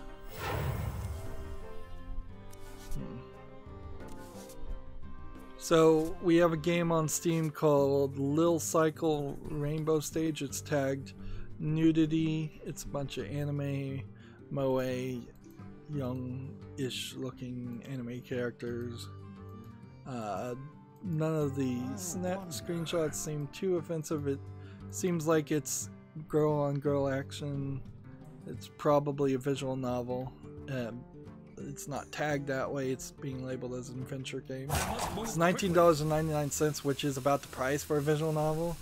Third-party EULA, full audio in Japanese, subtitles.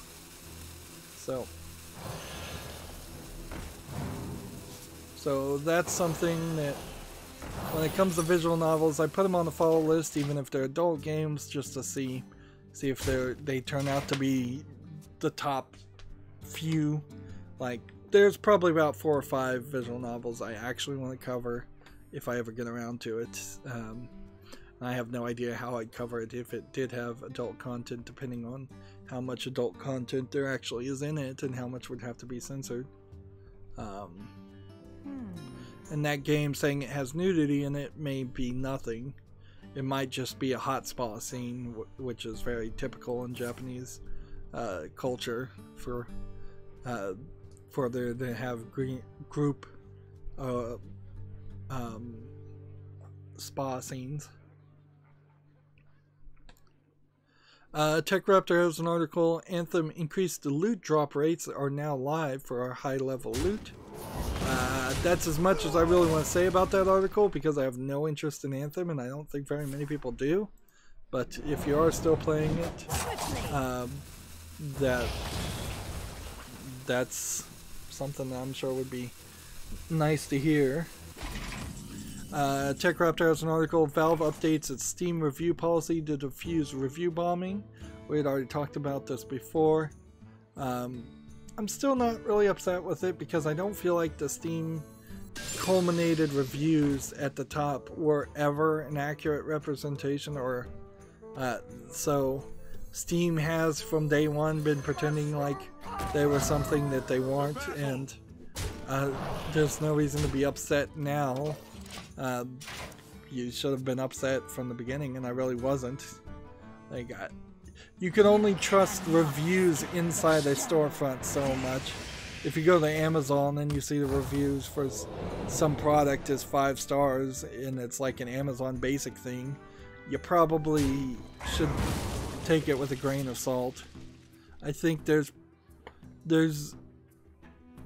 a level of skepticism that everybody needs to learn to adopt, and it seems every generation has to relearn that lesson, unfortunately. That yes, you have to be skeptical of everything, and you can't trust a store to be consumer friendly, because of course they're not going to be. They're going to try and sell you as much products as possible. Let's see. Timmy says, I don't even know what Anthem is. Wow, you missed out then. Anthem is a clone of Destiny. It's a Destiny clone. It's not that interesting. It's not that good. It never looked that interesting or that good. Mainstream video game journalists seem to do a great favor for Anthem by not claiming, not really saying anything bad about it until it actually came out, and then as soon as it came out, they said, "Oh yeah, this is garbage." It looks really pretty, Anthem. I'll give it that. It's just there's no real game there. The light protects me. Let's see. The battle. I'm gonna hit this so I can hit this, Stand ready. and then hit this. See, I don't even know if I really need to attack, The battle. but I might as well because I have a whole nother For justice. weapon. Reporting Let's for see. duty. Tammy says, "Okay, got it. Destiny clone. Also, you're gonna get Destiny and start playing it?" No, I mean, Destiny is an Activision Blizzard exclusive, and it would be kind of ridiculous to play Destiny 1 at this point. It'd be kind of ridiculous to play Destiny 2. Also, those games are multiplayer games, so again, it's not really in my style of playing. I just don't play multiplayer games. Like, I don't play the multiplayer components of it. I'm a critic who's criticizing the single player experience. Like, the closest game I've played to something like Destiny is Borderlands 1 and Borderlands 2. I've covered those. I'm going to get around to playing Borderlands, the pre-sequel, and if they actually announce Borderlands 3 and get it out, which they probably will, then I will How tragic. I will play Borderlands 3, I'm sure too.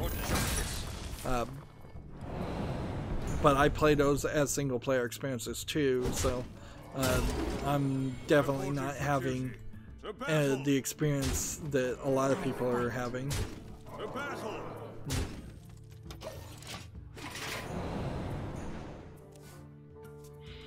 I had some coworkers at one of my old jobs that wanted me to play with them on Borderlands 1 when it first came out, and I tried that. Unfortunately, because they were my coworkers, we were all working either the exact same shifts or the exact same crazy shifts, so nobody was ever online at the same time. It's a lot easier when you're still in school and everybody is on the same schedule. For justice. I fight. The battle. This is interesting. He's got me trapped. The battle. I'll have to just slowly The battle. take him down because I can't play any of my other minions. Oh well. GameIndustry.biz has an article. Beat Saber sells over 1 million copies. Milestone was reached in February across PSVR, Steam, and Oculus Home. I think Beat Saber is probably one of the best VR games to play, certainly. If you have any rhythm, which for the most part I don't, so I would probably embarrass myself quite a bit if I tried to play Beat Saber. Plus, as a YouTuber, you really can't play Beat Saber because I'm fairly certain all the music would get content ID'd and copyright claimed. What is this game? What? You think you can take me? Well, the next game we have on Steam is a game called Seek Girl. It's tagged nudity and sexual content, so I can't really show a lot of this. But it seems like it's just a clicker game, and you just click on the characters enough and it breaks down this barrier and shows you an anime girl in a level of undress, 69 cents discounted, English and Chinese. Not surprising there. Those kind of games, not worth the money at all. You can find all those images and a lot more for free online if you know where to look. So yeah, while I am a firm believer in free speech and making games games that appeal to the adult crowd, yeah, it needs to actually be a video game. I played that in order. Job's done. Let's see.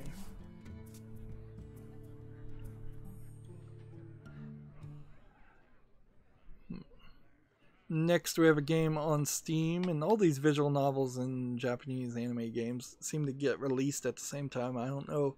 I think it's because Valve like looks at all of them to approve them and then approves them in a bundle. So we have National Parks Girl, which I don't know if this is supposed to be in the United States or not, because these look like United States uniforms and not something a Japanese National Park Ranger would wear. And here you have an elf girl. It's rated positively. It's a visual novel. So I don't think this actually is made by a Japanese developer, but it's being published by a Japanese publisher in the form of Sekai Project. Never heard of Studio Cocktails.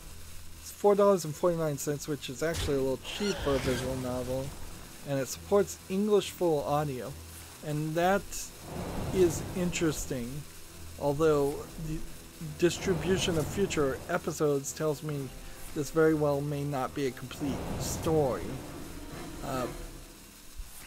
If I can find a full audio visual novel game, that is very helpful for me as a YouTuber, because trying to voice act all the characters means a lot of reading out loud and a lot of wearing out of my voice, which is something I try to avoid doing as much as possible.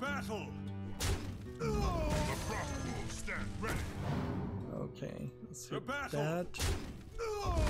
And Speak your hit that. Job's done. Then the turn. So I'll put this game on the follow list and double check on it. I need to go through my follow list. I need to do it about once every 3 months. Just to clean it up. There's far too many games on there. Let's see if I'm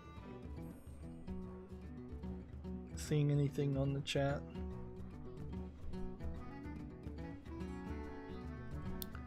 Let's see. Must I slay you again? Next, we have a game on Steam called Reflections, Dreams, and Reality. Must I These are slay also you again? games that I probably didn't filter through because I wanted to mention them. This one has a different art style from what you usually see. I don't know if this is particularly good or particularly bad. I can't criticize it. It looks slightly off from what I'm used to seeing. There's something missing here. Perhaps it's little dots of texture. Maybe it's colors shadowing. But I could call that an art style as much as I could call it anything else. Yeah, it's a little off. $11.99. I assume this is a visual novel. They hate to tag their games as visual novels though. Says it's an otome visual novel, which would be girl on girl action. So I'll put this on the follow list and see if people like it or not. What languages? Just English only. That is strange too. Usually it's English and Japanese, or English and Chinese. Out of my quickly. Maybe you're every once in a while even get an English and Korean one. The light dims. The battle. The battle. The battle. The battle. Should I attack? I'm just gonna hold off attacking.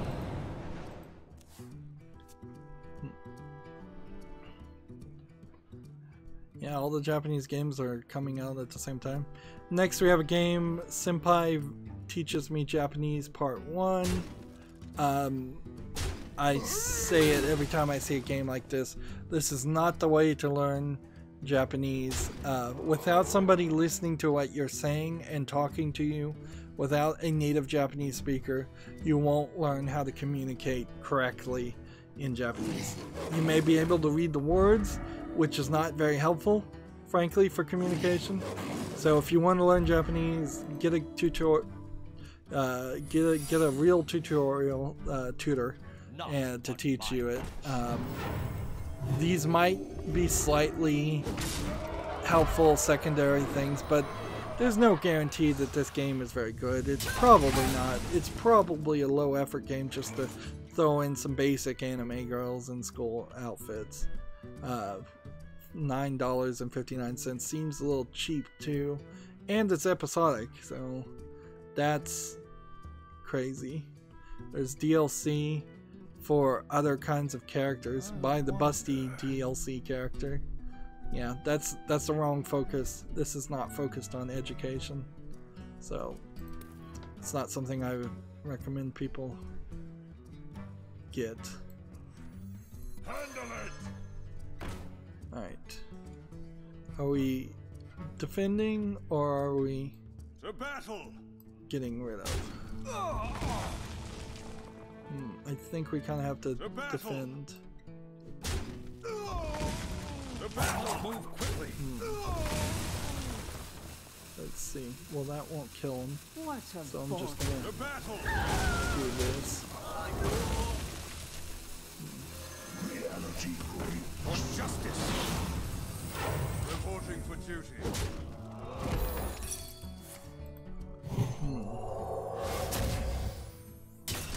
Next, we have a game on Steam called Space Captain McCollery Episode 2, Pilgrims in the Purple Moss. This is... looks like it's a low polygon kind of survival game. Undead, tell no tale. Not sure if I think this is good or bad. It has something to it, and I think it deserves a chance. Of course, when I get to the later parts of streams, I usually give the games more of a chance than they deserve. This might be a small indie game that actually makes sense. This might just be a Unreal asset flip game where you're shooting things. But that's what the fall list is for. It's also episodic for $3.99 discounted. So if I was going to go play the previous game, that would be the first one to play. So let's see what episode 1 is when it was released and how well it's received. It was released July 20th, 2018. So it's almost approaching a year, and it's barely got 8 user reviews, which is below my threshold of 20. I feel like you could easily get 8, even 19 people to review your game, 19 of your friends to buy and review your game for this reviews, but probably not going to get much more than that, depending on how much money you're willing to pay your friends to do that for you. So yeah, that was the information I needed to see that it's not really necessary to put the sequel on if the first game hasn't been received. It falls into irrelevance. Even if it is a good game, it's just not relevant. Alright, well, what have we learned here is we have several games to cover, and I'm just going to cover the games without playing another Hearthstone game and try to catch up for Wednesdays, so we don't have a bunch of things left over for Wednesday. So we have a game here called Refight the Last Warship. It's already mixed reviews, which tells me people don't like it. Early access. This is probably a Chinese game. Yep, English and Chinese language. And I've seen several of these Chinese games that are they look really good, but they're usually clones of other games just blatantly either stealing actual assets or just the concepts. A warship game would be interesting, certainly. It would need a good story in it, and I'd like to play something, but to show how bad the warship genre is in Steam, even Hasbro's Battleship, the board game, is poorly reviewed and highly negative on Steam because it's just not made well. It's probably a little too niche of a style of game too, and maybe you would want some levels where you play as a warship captain fighting other warships, but you probably also would want to put some first-person shooting in there just to make it more appealing to a normal video game player, your average game player, and give you something different to do. Next is this game, I've heard about this, called Photographs. I can't really tell you much about it. It's a narrative tragedy puzzle game, is what it says it is, and I know you take photographs, and that's kind of all I know. Maybe there's something you manipulate the photographs through other puzzles. It's coming soon, so it's not even out yet, so this is a game that I'll put on the fall list because I saw somebody link to it, and so it's getting kind of special treatment by being on the fall list before it's even out. Typically I don't like to look at games until they're actually out. Next we have a game on Steam called Wall Street Tycoon, which is already mixed and looks like it's just a low effort simulator game. There's nothing here particularly appealing.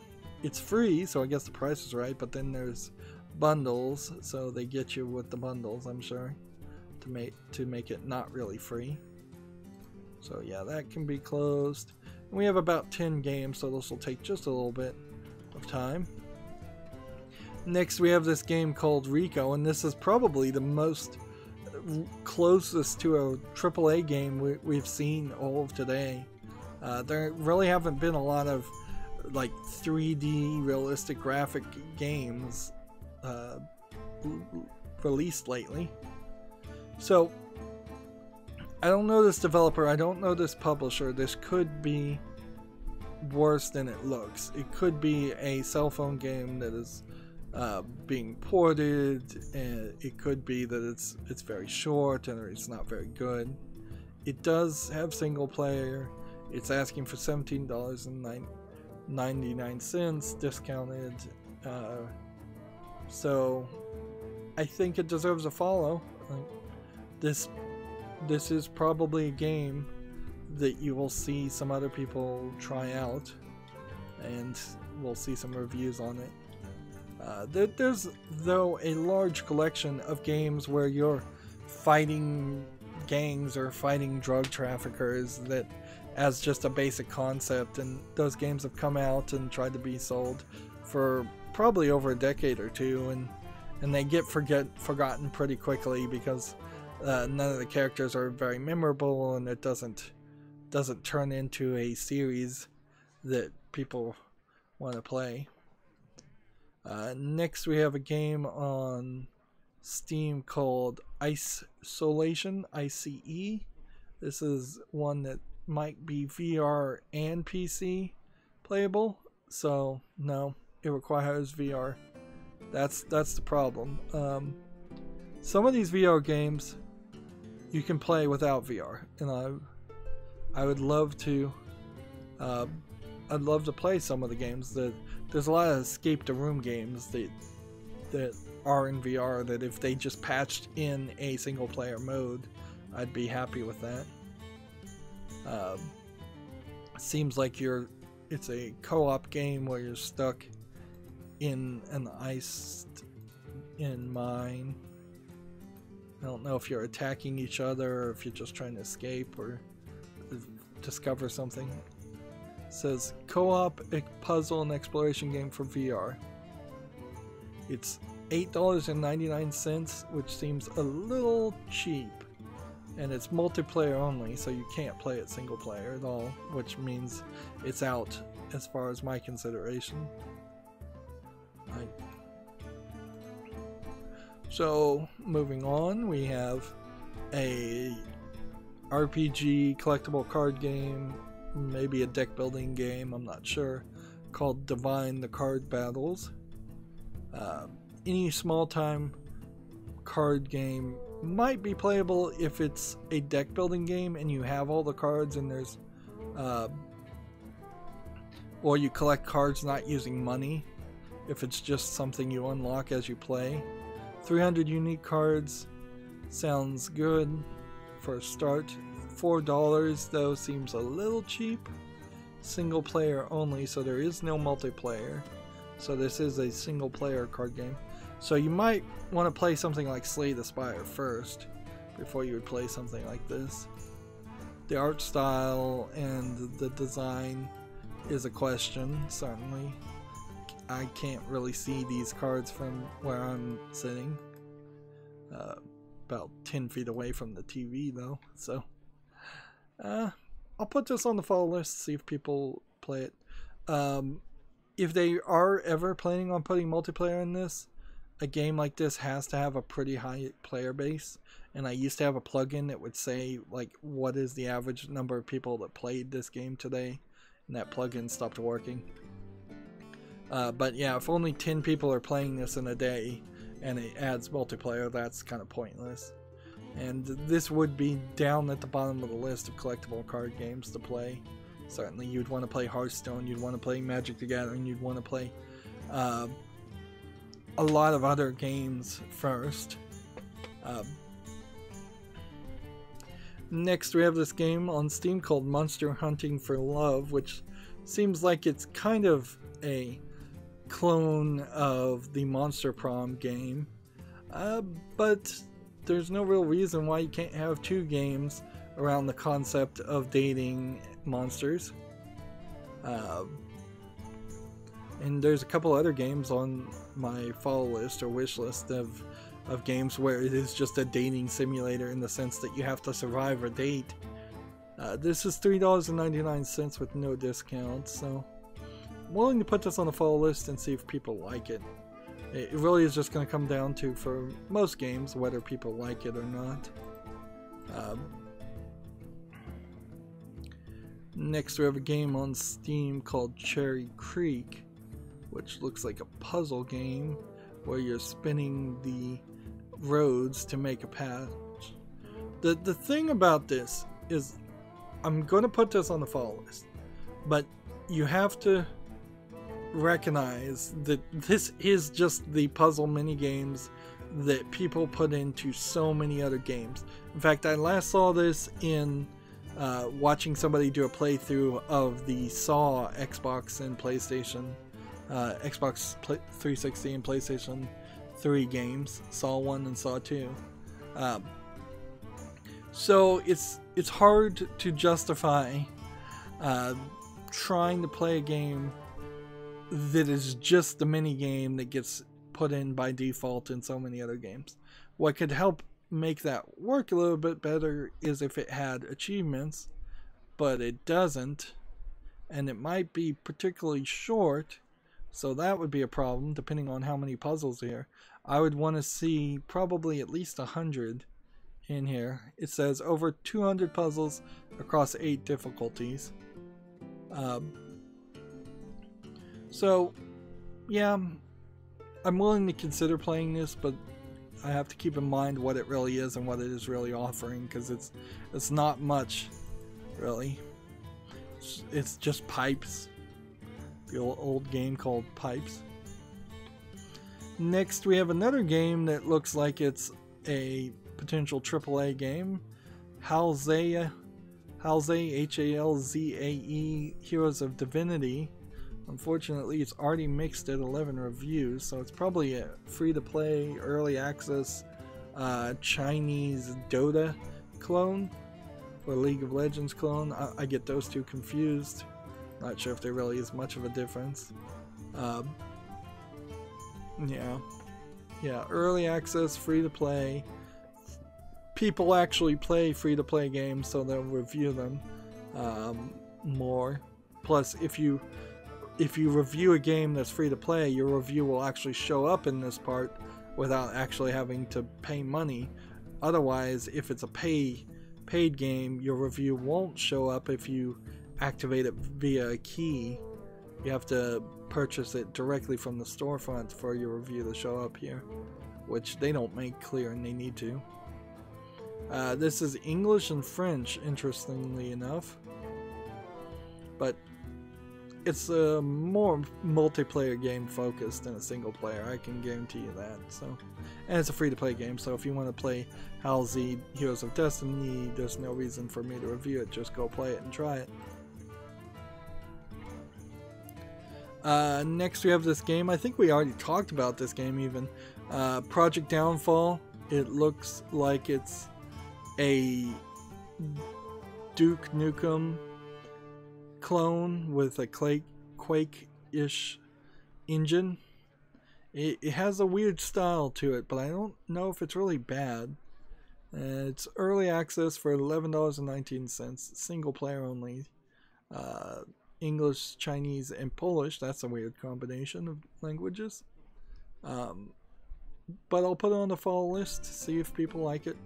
See if it's doing something interesting there or not. It may just be doing what you assume it is doing, which is just giving you a bunch of levels to shoot things, and that's it. Next we have a game on Steam called Wolfpack, which seems to be a bomber crew simulation style game, except for you're in hyper realistic graphics, although the graphics aren't that good, and you're running a submarine instead. I would much prefer to be part of a bomber crew than a submarine crew. I think submarines have a lot more valves and gadgets and things to consider, and I probably wouldn't know what to do in a submarine, whereas if I was in an airplane, I probably would have a better chance of surviving. This game is early access for $34.99. It's online multiplayer only. It might be a thing for a very niche audience. It might be cool. They say it's very positive, but it falls out of my categories because it's multiplayer only. Yeah. And I imagine that is the kind of game that will drastically change depending on who your friends are and how well they follow instructions. Next we have a game on Steam called Newt's Voyage, which looks like it's a, well, you might call it a Flappy Bird clone these days, but really it's more of a helicopter clone, which Helicopter is a really, really old game. You're flying around a spaceship, the environment is trying to kill you, you're doing rocket control thrust or movement to avoid it. If you want a really challenging landers flying simulator, this might be a game for you. It's got some polish to it. It doesn't look terrible. It's free, so the price is right. But yeah, that's definitely not something I'd be interested in doing. That'd just be frustrating. We've got about 5 more games, and then we'll be done. Next we have a game on Steam called Workers and Resources Soviet Republic. I am wondering if this is a troll game or not, but honestly this is rated very positively with a lot of reviewers, so unless all the Russian bots came out and voted this game up, this looks like it actually is something. But it really looks like it's just a bus or driving simulator. It says it's a city builder. Interesting. Well, the idea of building a USSR style city in a city builder is probably overdue, frankly. That feels like that should have been something you could do where you, in SimCity a long time ago, is like, here's the nationality pack and you can have all these special statues that are from your country, and you just release a United States style skins and USSR style skins, China style skins, North Korea style skins, you know, just go with all of them. that you think would sell. Soviet-themed city builder tycoon. Early access for $23.74. They're not fully embracing the communist lifestyle here. They're actually asking for money. But I think this deserves a follow. We'll see if this game actually comes out and is good, or if this is just this is a game that's just getting a lot of reviews because of its themes. It shouldn't be getting this many reviews if it's just because it's a bunch of people that are trolling and joking and going, yay, we love the USSR, which is not what Russia is even now. So Russia now, at least constitutionally, is a capitalist country. But yeah, I'll put this on the follow list, and we'll see what people say in the long run once it comes out of early access. I don't want to play games that are in early access either. That is another limiting factor, is that if a game just never comes out of early access, I'll just never play it. Next we have a game on Steam called Agent 9, which looks like it's a first-person shooter, 3D platformer. It looks like there's some puzzling here. I saw a game that looked something like this, where you had a gun that could shrink people, but I'm not sure that's what this is. It might have been a different game. And you could turn the gun around on yourself and shrink yourself. This looks like it has a decent art style to it, and it looks like it's got some polish to it. They want $14.99 discounted right now as a third-party EULA, and 16 Steam achievements. Has 8 unique levels. Let's see. So there's supposed to be any story here. That's what would get me, is if there's no story here and it just looks good. That's one thing, but that's not something I can really criticize too much of. So, and this could just be an asset flip game, even though it really doesn't look like it. They've gotten so good these days that this could all be pre-bought assets, and with no actual work, or not a lot of work put into it. But until I can figure that out, it'll stay on the follow list.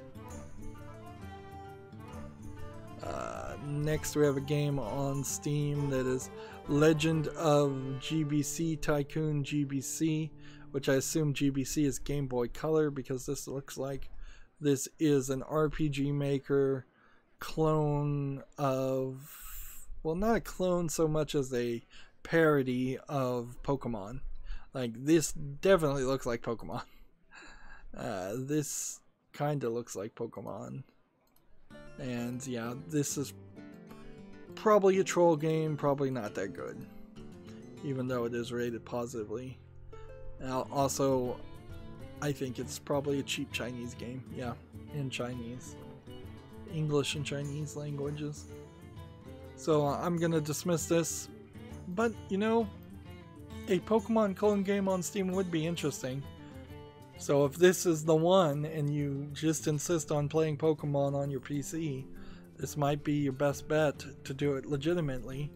But maybe you should just do it illegitimately and go get those Pokemon ROMs and run them through an emulator at that point. Next we have a game on Steam called Let's Worm, which seems to be a game where you're playing as a worm and avoiding danger. It feels like this would be a really slow, almost opposite of a Flappy Bird game. Seems like it's going at a really slow rate. Frame rate, yeah. I don't see enough variety in the gameplay for this to be actually interesting. The concept's kind of funny. I like the funny concept. Avoid all of these things as a worm, but taking away the ability to jump is not something that's a good idea in most games, and I don't think it's a good idea here either. 99 cents with no discount this game is. I think I can skip that safely. And I'm going back to Hearthstone in between each game just in case I click on a game that immediately slams something not YouTube friendly in my face. Next we have a game on Steam called Tales of Nezbez RPG Red Peril. It looks pretty terrible. It looks like it's an RPG Maker game. It's tagged RPG Maker, but these are user tags as much as they are the developer using the tags, so may not be true always, but it's close enough. Yeah, I see nothing here that looks interesting. How a brand new game has black bars on the edge is always confusing too. Who at any point in the world, even if you were a programmer in the middle of the poorest country in the poorest continent of the world, who still has a square monitor and thinks that is standard, instead of a 16:9 resolution monitor? This is $3.99 and it says it's English only. How does RPG Maker even let you make a square picture is the question. How does that even happen? I'll never get an answer to that one. Next we have a game on Steam called A Song in the Void. This was a game that I think I saw somebody review and they said they didn't like it. Yeah, TechRaptor reviewed this and they said they didn't like it. It looks to me like it is probably just a asset flip 3D platforming game. It looks a little bit better than most, but yeah, you're not seeing a lot here, just backgrounds, and the backgrounds look good and all, but yeah, $13.49, English and French with 23 achievements. Well, I'm just seeing positive reviews. I'm gonna not just immediately believe TechRaptor. I'm gonna put this on the follow list and see if other people like it. There might be a game there, there might not be.